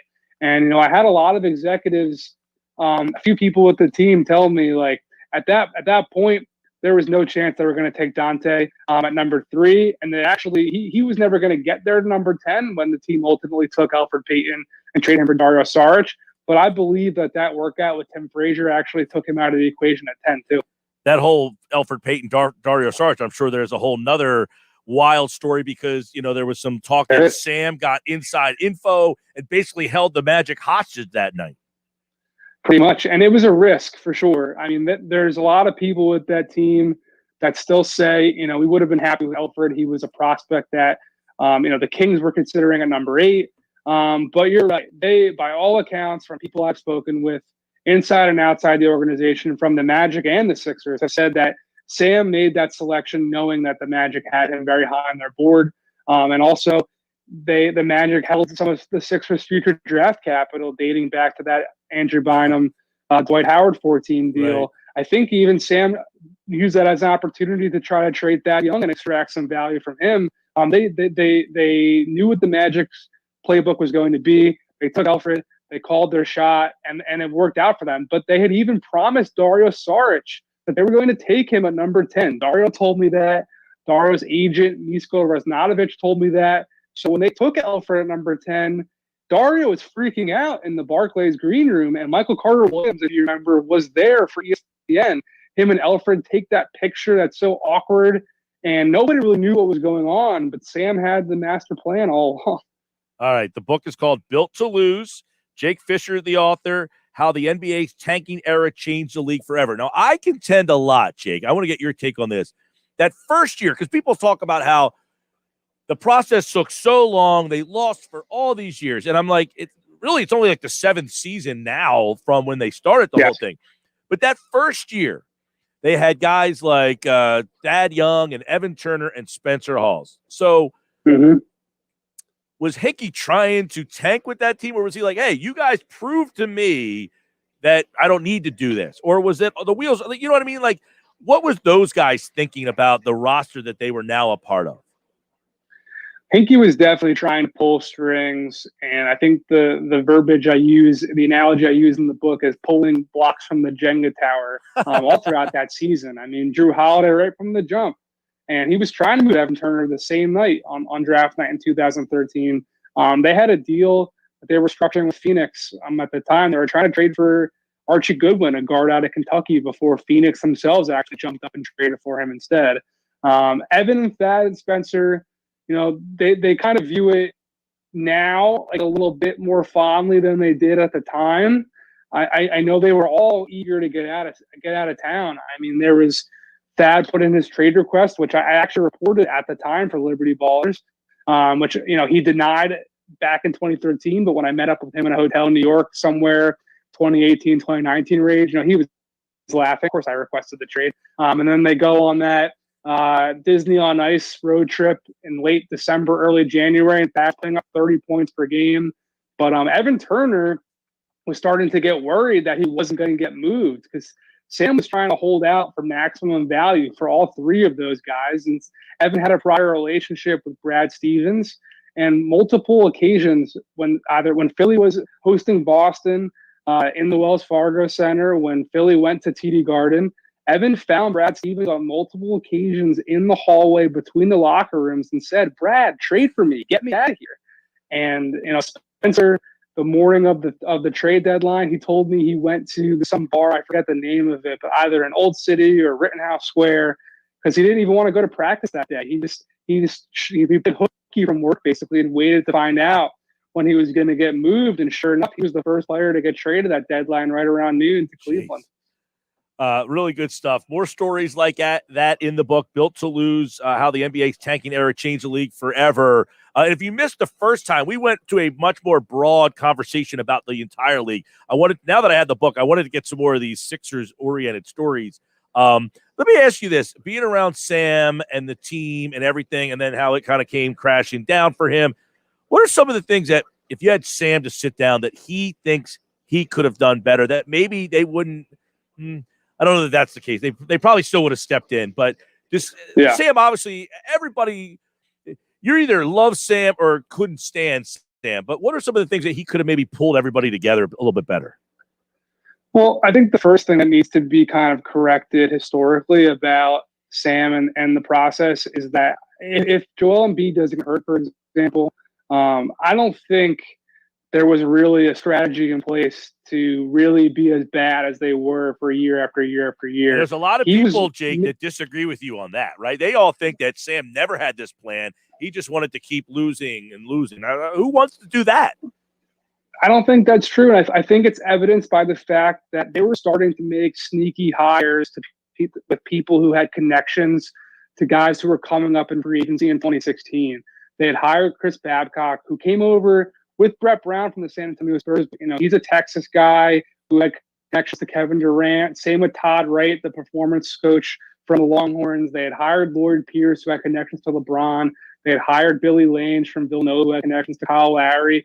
They were getting ready to move into the 2016 free agency before Embiid got hurt and then got hurt a second time before the 2015 draft. But I think to answer your original question about his shortcomings and his failures, he definitely, I think, admits today that he probably should have done a better job of being more transparent with the public. Remember, he only really spoke after the draft and after the trade deadline. He was unwilling to speak publicly more often than that because he really believed, and not just even speaking publicly, but speaking to reporters on the record in private conversations or speaking really to people around the organization. He thought anytime he had a conversation about basketball, it would be tipping his hand a little bit and showing some of his cards, and he'd be therefore sacrificing any type of leverage that Philadelphia had. But sure enough, you know, when Jahlil Okafor gets in a fight around Thanksgiving in November in Boston, and he's allowed to play 2 straight games without any punishment.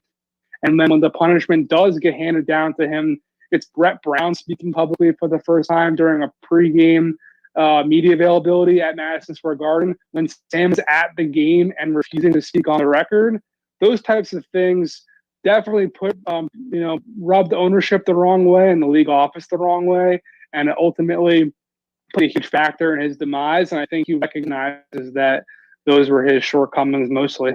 All right, I want to leave you with this. Again, the book is called Built to Lose. You can get it Amazon, wherever you're getting books these days. And I certainly, again, the beach season's coming. As Jake mentioned, he's down in Ventnor. You can go down on the beach with his book. If you see Jake wandering around, hold your book up and so, hey, man, let me know you got it. The last time you talked to me, though, I had people texting me like, this book I can't wait to get. So for those people out there, the book is now available. Talk a little bit about the mindset now of NBA organizations about the thought of competing for a title or almost nothing. Like they'd rather lose than be mediocre. And that's the genesis of where the league is kind of at and whether that's good or bad. Yeah, and that's the theme that came across from, and I spoke to over 300 people for this book, from GMs to executives to star players to role players. And that's kind of really a trend that swept the league, where competing really is what's considered to be worthwhile, and winning championships and rings culture that's, permeated our discussion. It drives players, it drives coaches, it drives executives. And when you're a small market team, especially, but if you're any franchise, if you don't have one of those guys, you don't have an all-star, a perennial all-NBA type talent, you just don't have a chance to even make the postseason, let alone compete for a title. And you really need 2 of those guys to truly be a title contender, like we're seeing. Philly's got Embiid and Ben Simmons right now. The Nets have their big 3. Milwaukee's got Giannis and Chris Middleton and Drew Holiday. The Lakers have LeBron and AD. You go down the list, and the most direct path to get those guys is in the top 5 of the draft, whether you're a small market or a big market, but especially if you're a small market like we're seeing with OKC right now and Detroit right now and Orlando and Houston. If you're not competing for a title, if you're just floating around the middle like the Kings have been since 2006, that's kind of why I included Sacramento in the book. They're kind of like a cautionary tale of what happens when you don't tank fully. Then you're never really going to have a chance to bottom out. And the thing that makes it so fascinating is that, of course, it's counterintuitive to where winning is the ultimate goal. And for a lot of people, the easiest route to do that is to lose. But it does make sense. It really does. Is it, by the way, real quick, is this play-in tournament helping at all? Do you think this will help? I think so. I think we've seen teams like Washington and the Kings right now, and New Orleans are making pushes for it, but we're still seeing the benefits. Even though now the lottery form has been exacted and the bottom three teams only have a 14% chance compared to the worst team like the Sixers in 2016 had a 25% chance. We're still seeing, this draft is considered to be the best draft since that 14 draft we talked about in the book. And there's considered to be a clear top five, and everyone's trying to get into that top five. So even though we're seeing teams trying to get into the play-in, and definitely played an impact on the trade deadline where some teams were kind of waffling, like Chicago, I don't think would have necessarily traded for Nikola Vucevic if the play-in tournament didn't exist, but we're still seeing a lot of teams try to play this lottery. All right, the book, Built to Lose, How the NBA's Tanking Era Changed the League Forever. We took a focus on how the Sixers kind of got us there. If you missed our first conversation from a couple of weeks ago, that's on the YouTube channel. It's Jake Fisher. Check out the book, everybody. Jake, thanks so much, man. Yeah, sorry for that technical difficulty. That's all right. We got you. And Jake Fisher, like all guests, appeared via the Boardwalk Honda hotline, and we got plenty more to go. Jeff Kerr is going to talk a little NFL with us coming up in just a little bit, so stick around. The Sports Bash is live on 97.3 ESPN and the free mobile app. It's Philadelphia Flyers hockey tonight on 97.3 ESPN and the free mobile app with Tim Saunders and Steve Coates calling all the play-by-play action. Perrier scores! Tic-tac-toe passing. The Flyers host the New Jersey Devils tonight. Coverage begins at 7 p.m. It's Philadelphia Flyers hockey on the radio home of the Flyers in South Jersey. 97.3 ESPN.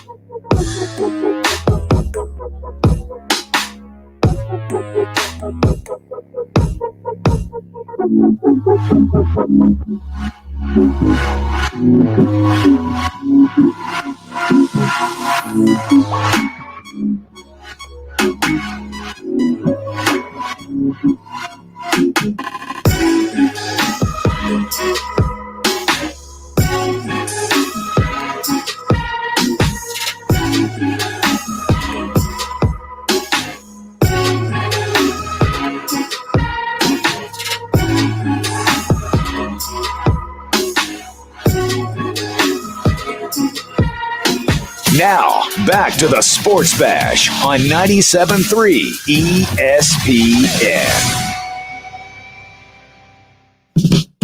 All right, welcome back. Sports Bash Live on a Monday, 97.3 ESPN. I'm Mike Gill. Sports Bash brought to you by Matt Blatt Kia. They want to get you approved today.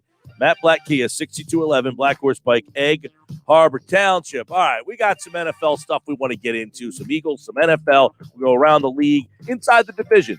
Jeff Kerr is going to join me. We're going to try to stay inside the NFC East. We'll go outside as well when some news happens like there is now. So let's bring in Jeff here to the Sports Bash on the Boardwalk Honda Hotline. Jeff is back. What's up, man? Hey, Mike. How's it going? All is well. And we talked Friday. Kerryon Johnson, you were on right when that news kind of came down. And we both kind of thought that was an interesting move. I want to get into the guys in front, though, and take a look at that Eagles offensive line. You tweeted something out earlier today about the Eagles, how it had one of the worst offensive lines last year, and said, don't blame Jason Kelce, and kind of talked about the stuff he did. It's funny you say that. On Friday's show, I was talking about how Kelce's almost the one guy, and I was talking about this with Geoff Mosher in the 4 o'clock hour.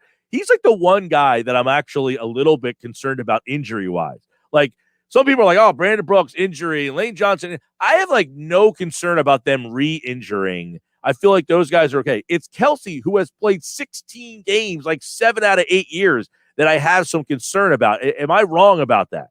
Well, he is never hurt, so that's why you're wondering if the football gods are going to catch up to this guy at some point. He is, 31, 32 years old. He's been in the league now. This is going to be his 11th year in professional football, and he's taken a beating. And last year, he took a serious beating. He was beat up last year, and somehow he was better than he was in 2019, which was his 3rd consecutive All-Pro year. It's actually incredible. If Jason Kelce makes one more first-team All-Pro, he's going to the Hall of Fame because the 6 previous centers that have done that have gone to the Hall of Fame. So Kelce's going to be right there. He has the Super Bowl resume. He has everything he needs to succeed in the National Football League.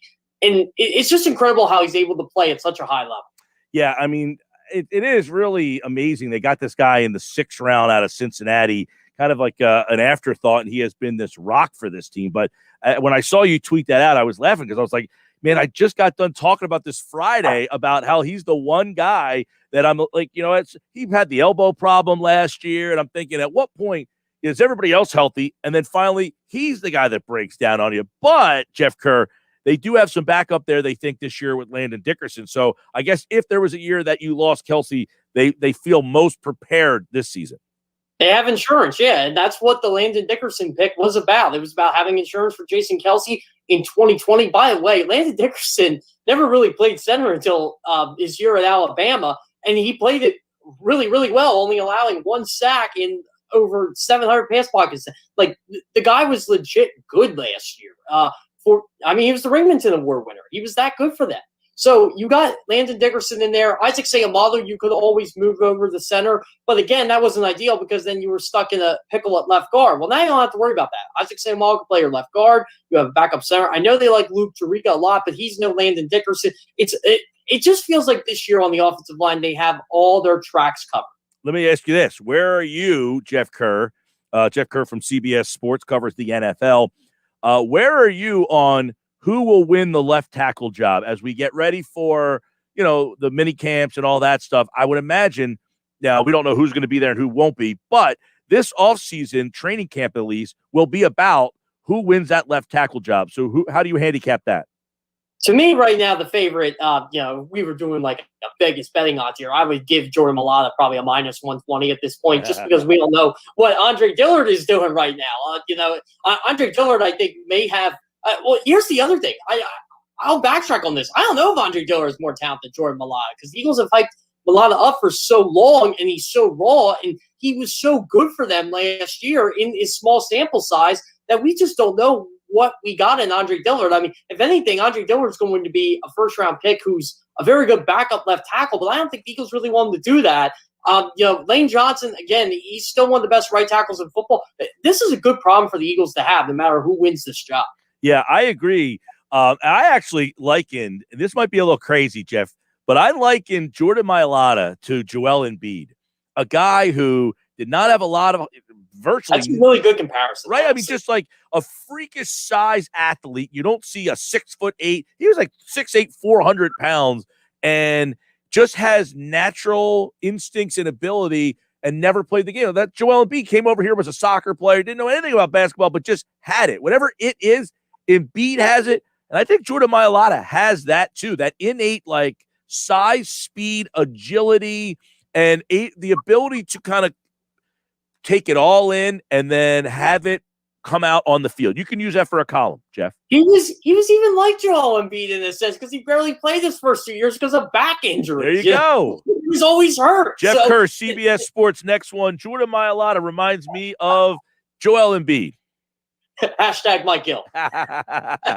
No, but seriously, Mike, it's one of those things where I felt so bad for the kid because he kept having these back injuries and they kept stepping to his nerve in his leg, and you could tell the frustration. This guy, he goes, I know it. I know how to do this. I'm getting better at it. And every time I have a setback. Well, last year he didn't have a setback. He was kind of thrown into the fire when Jason Peters was hurt, and the Eagles finally learned that they can live without Jason Peters as their left tackle. Last year was the year to do that, and they were hoping that was Andre Dillard, but Andre Dillard had his issues, and I'm sure Mosher and Adam Kaplan, those guys know a lot more about the Andre Dillard stuff from training camp from a couple years ago than I would.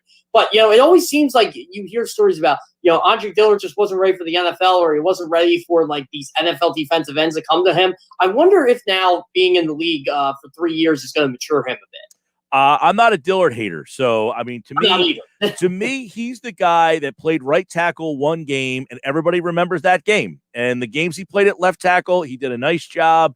They really liked him going into camp last year. I stood up for Dillard when he had that right tackle comment. I'm like, well, I'll tell you what, as a bowler, as a 300 bowler, you tell me to bowl my left hand and you figure out what I get. I'll tell you what I'll shoot. 130, 140. There was a guy, I used to be in a bowling league too, not a 300 bowler, not even a 200 bowler, not even a 120 bowler. No, somewhere around there. And my brother-in-law that does that, but he's learning. He's getting better. There was a guy who was right-handed, had shoulder surgery, and bowled the whole season left-handed, and was still better than me. I would have done that if I ever suffered a significant injury. I would do that just because I'm arrogant. I'm like, whatever. I'll just take my left-handed average and go from there. I know the people who used to be in that, or probably are still in that bowling league and remember me in that league, were like, that guy sucked. Yes, I was bad. By the way, the schedule comes out on Wednesday. Let me ask you this, because I want to, get your feeling on where the NFL is going in terms of viewership. But how do you schedule the Packers?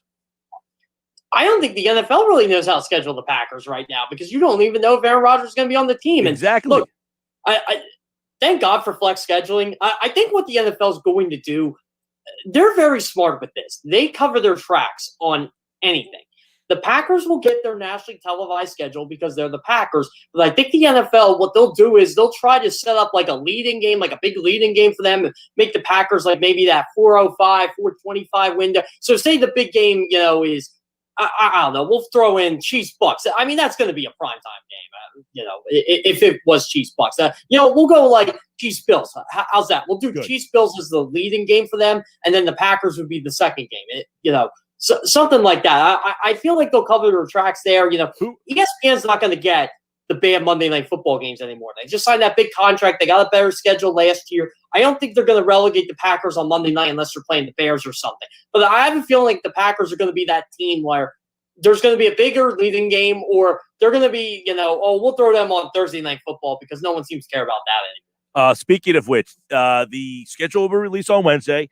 Do you know who has the easiest strength of schedule this season? Ooh, I haven't looked this up yet. I'm going to guess. Is it a really good team before I guess this? No, it's a team that was not very good. They reside about 45 minutes from my studio. I was going to guess the Eagles. They have the easiest strength of schedule. Their opponent's schedule win-loss percentage is .430. Next is Dallas at .452. Then Atlanta at .454. Somehow Tampa Bay is in there at .465. But the Eagles have by far the easiest strength of schedule in the NFL this season. You know why Tampa Bay's at .465? Do you know what division they play this year? They must play the NFC East. They do. That's why. But last year, if you remember correctly, the Eagles played the NFC West, which was brutal. And what was the AFC team they played? Oh, the AFC North, which was really good last year. They had 3 playoff teams. So how can I word it?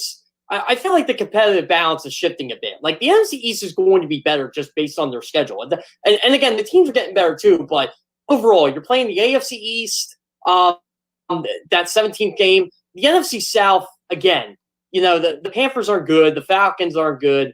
And the AFC West is going to be a juggernaut. But besides the Chiefs, there isn't really a team based on last year's schedule that you're just like, whoa, okay, that's a loss.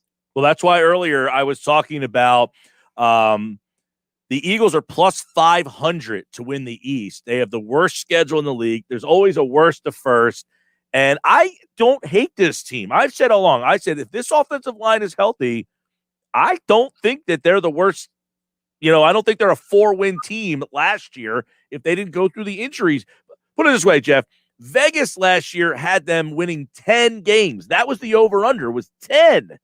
So the Cowboys were the favorites at this time last year to win that division. And I never would have guessed they won. And both teams were decimated by injuries. Philly a little bit more than Dallas was. Here's one for you, Mike. 2015, last in the division. 2016, last in the division. 2017, first.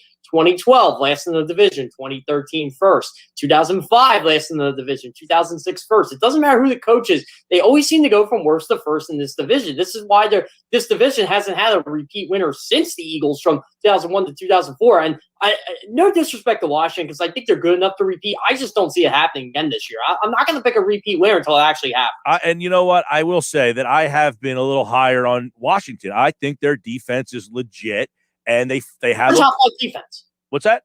It's a top 5 defense in this league. Yeah, and they have a quarterback now. Not that he's great, but he's better than what they've had playing quarterback for them in a while. I mean, they have a professional back there. The biggest weaknesses with Washington and the Giants right now are their offenses. They were bottom 5 offenses last year. The Giants improved it. They improved the quarterback, but they improved pretty much everything else at the skill positions, and Saquon Barkley comes back. While Washington, I really like what they did. They improved the offensive line. They improved the receivers. Curtis Samuel, Damien Brown from North Carolina. So they got a passing game there. And Ryan Fitzpatrick, again, Washington will win this division based on how long Ryan Fitzpatrick's hot streak will go. If it's 4 or 5 games, they're going to win the division. If it's only 2 or 3, they probably won't because they'll go in a prolonged slump. It just seems like Ryan Fitzpatrick is always the best quarterback when there's a quarterback controversy. Unfortunately, there isn't going to be one in Washington. Well, he's always the best quarterback, I feel like, when he faces the Eagles. Yeah, he is. And you know what was funny? Before that Tampa Bay game a couple years ago in 2018, he was actually terrible against the Eagles. Like, I remember he played them in 2005 when he was with the Rams, the Ryan Moats game, and he was god awful. And I think he was a rookie or it was his second year. But yeah, he had like a 62 passer rating against the Eagles for that Tampa Bay game. I think since then it's been like 100. Well, I'll tell you what, the NFC East should be a lot more interesting. And by the way, the Giants, I think, are plus 450. I actually like those odds too. Yeah, I do too. Again, it's tough to pick this division this year. Like, I have Dallas as the favorite, but I think the only reason I have Dallas as the favorite is because they have by far the best quarterback in the division, Dak Prescott. And I keep telling people, if Dak doesn't get hurt, and if Ezekiel Elliott can go to back to like his 2017, 2018 form, he doesn't have to be 2016 Ezekiel Elliott. It just has to be like 2017, 2018 Ezekiel Elliott. Dallas is going to be really, really good, and they're going to score about 30 points a game. It's just the way it is. The only thing I think that could beat the Cowboys right now are turnovers in their second. And the injuries. And the injuries, right. Yeah. Well, that's every team. We can Jeff, say that about the Eagles, too. Like, we think the Eagles are a 7-8 win team right now, just off the bat, but if Jalen Hurts gets hurt, forget it. Right, but Jeff, we're just assuming that Dak Prescott, and I'm one of them, I assume, too, that he's just going to come back and be Dak Prescott slinging it around the yard. Yeah, I mean, the guy averaged 430 passing yards per game last year. He was going to throw for 6,000 yards at one point. Yeah, well, guess what? It's probably against this Eagles secondary because they haven't fixed it yet, and we don't know when that's going to happen. We talked about that Friday. If you missed it, check out our conversation from Friday. How do the Eagles get a corner? We shall see. All right, Jeff Kerr, CBS Sports. I want to leave you, I guess, with Eric Fisher. Is he the fix at left tackle for the Colts? Oh, it's much better than Sam Tevy. I'll say that. Sam Tevy, I always forget how to pronounce his name. But, yeah, he's a much, much, much better player than him. So I wasn't doubting Chris Ballard. I didn't blame him one bit for not reaching for a tackle in the draft because there was no one worth reaching for outside of that first round. And, look, when you get a chance to draft Kwity Paye, you do it because you needed pass rushing off the edge too, and the Colts addressed that. I don't like the kid from Vanderbilt as much as everybody else does because of the injury, but again, they addressed a huge pass rushing need, and they figured, well, look, there are some decent guys available in free agency at left tackle, and they brought in Eric Fisher right away. Friday he left without a deal, but look, you got Eric Fisher, now you get to keep Quentin Nelson at left guard where he's already a 3-time All-Pro in 3 years. You have Braden Smith at right tackle, you have Ryan Kelly at center. This is a good offensive line. Probably as good as the one Carson Wentz had in 2017 when he should have been the MVP. All right, Jeff Kerr, CBS Sports here on the Boardwalk Honda Hotline. Little NFL, little fun as always here as Monday is here. We got a lot of football. The schedule will be out on Wednesday. I'll throw some schedule nuggets out all week long for you here on the Sports Bash. All right, Jeff, appreciate the time as always, man. Thanks a lot, Mike. Thanks for having me on. All right, he, like all guests, appeared via the Boardwalk Honda Hotline. Don't forget, we got 5 today. We got the sound. And tomorrow, Frank Close is back with the Phillies mailbag. MKV inside the Sixers. Sixers, by the way, off tonight. They're back tomorrow. They take on the Pacers. All right, we'll close out everything coming up here on the Sports Bash Live on 97.3 ESPN and the free mobile app powered by First Bank of CI. It's Sixers basketball tomorrow on 97.3 ESPN with the voice of the 76ers, Tom McGinnis, calling all the exciting play-by-play action. Lobs it and Howard with a slam. Look out below. What a ferocious alley-oop dunk. The Sixers are in Indy to face the Pacers tomorrow. Coverage begins at 8 p.m. Philadelphia 76ers basketball on your radio home of the Sixers in South Jersey, 97.3 ESPN.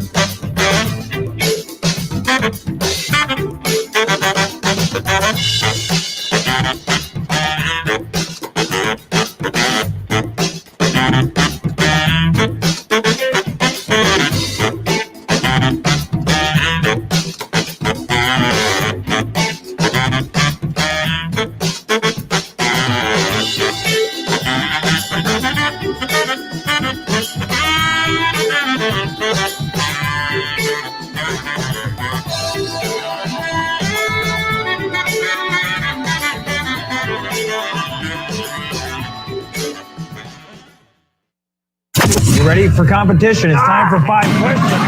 Three-handed left man 95.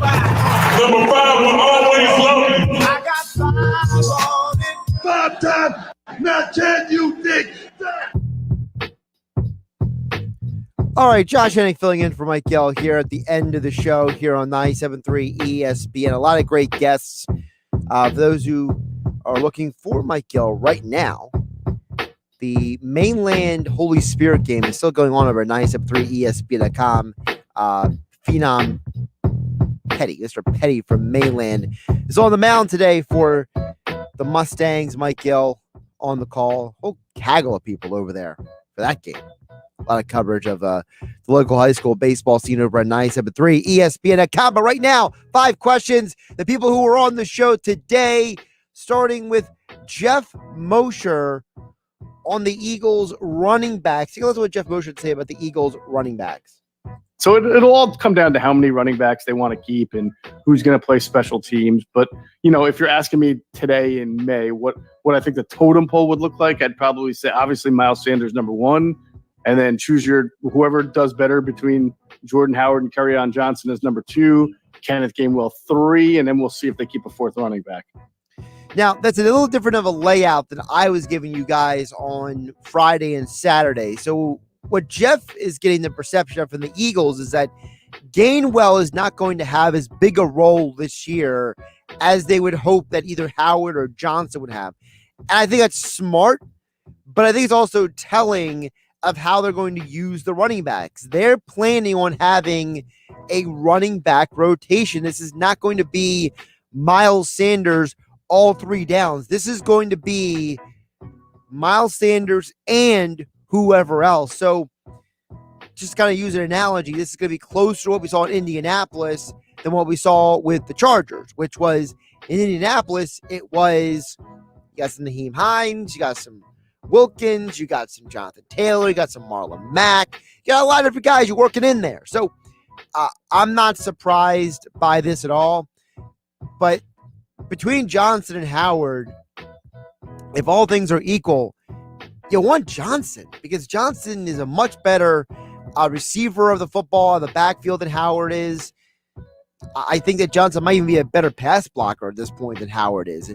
I feel like Howard is here for more so insurance than anything else. Now, speaking of Kenneth Gainwell, the Eagles draft pick, this is what Geoff Mosher had to say on Football at 4 today with Mike Gill. I think Gainwell is definitely going to be on the team. He's a 5th-round pick. He's got a lot of potential. He does a lot of good things well. And if he has a good training camp, I'm sure that they're going to try to incorporate him into the offense as quickly as they can, not as a gadget player, but as a player who can line up in a lot of different areas and make an impact as a runner, as a receiver from the slot, maybe even the pony package. So they will try to get him on. I've been telling you guys, I think this guy is to steal the draft. Mel Kiper stole that idea from me. I wrote about it at 97.3 ESPN.com before Mel Kiper said it himself. So, no, but seriously, the thing with Gainwell is the kid has serious talent. He has serious ability as a runner, as a receiver. He can be used in a lot of different situations.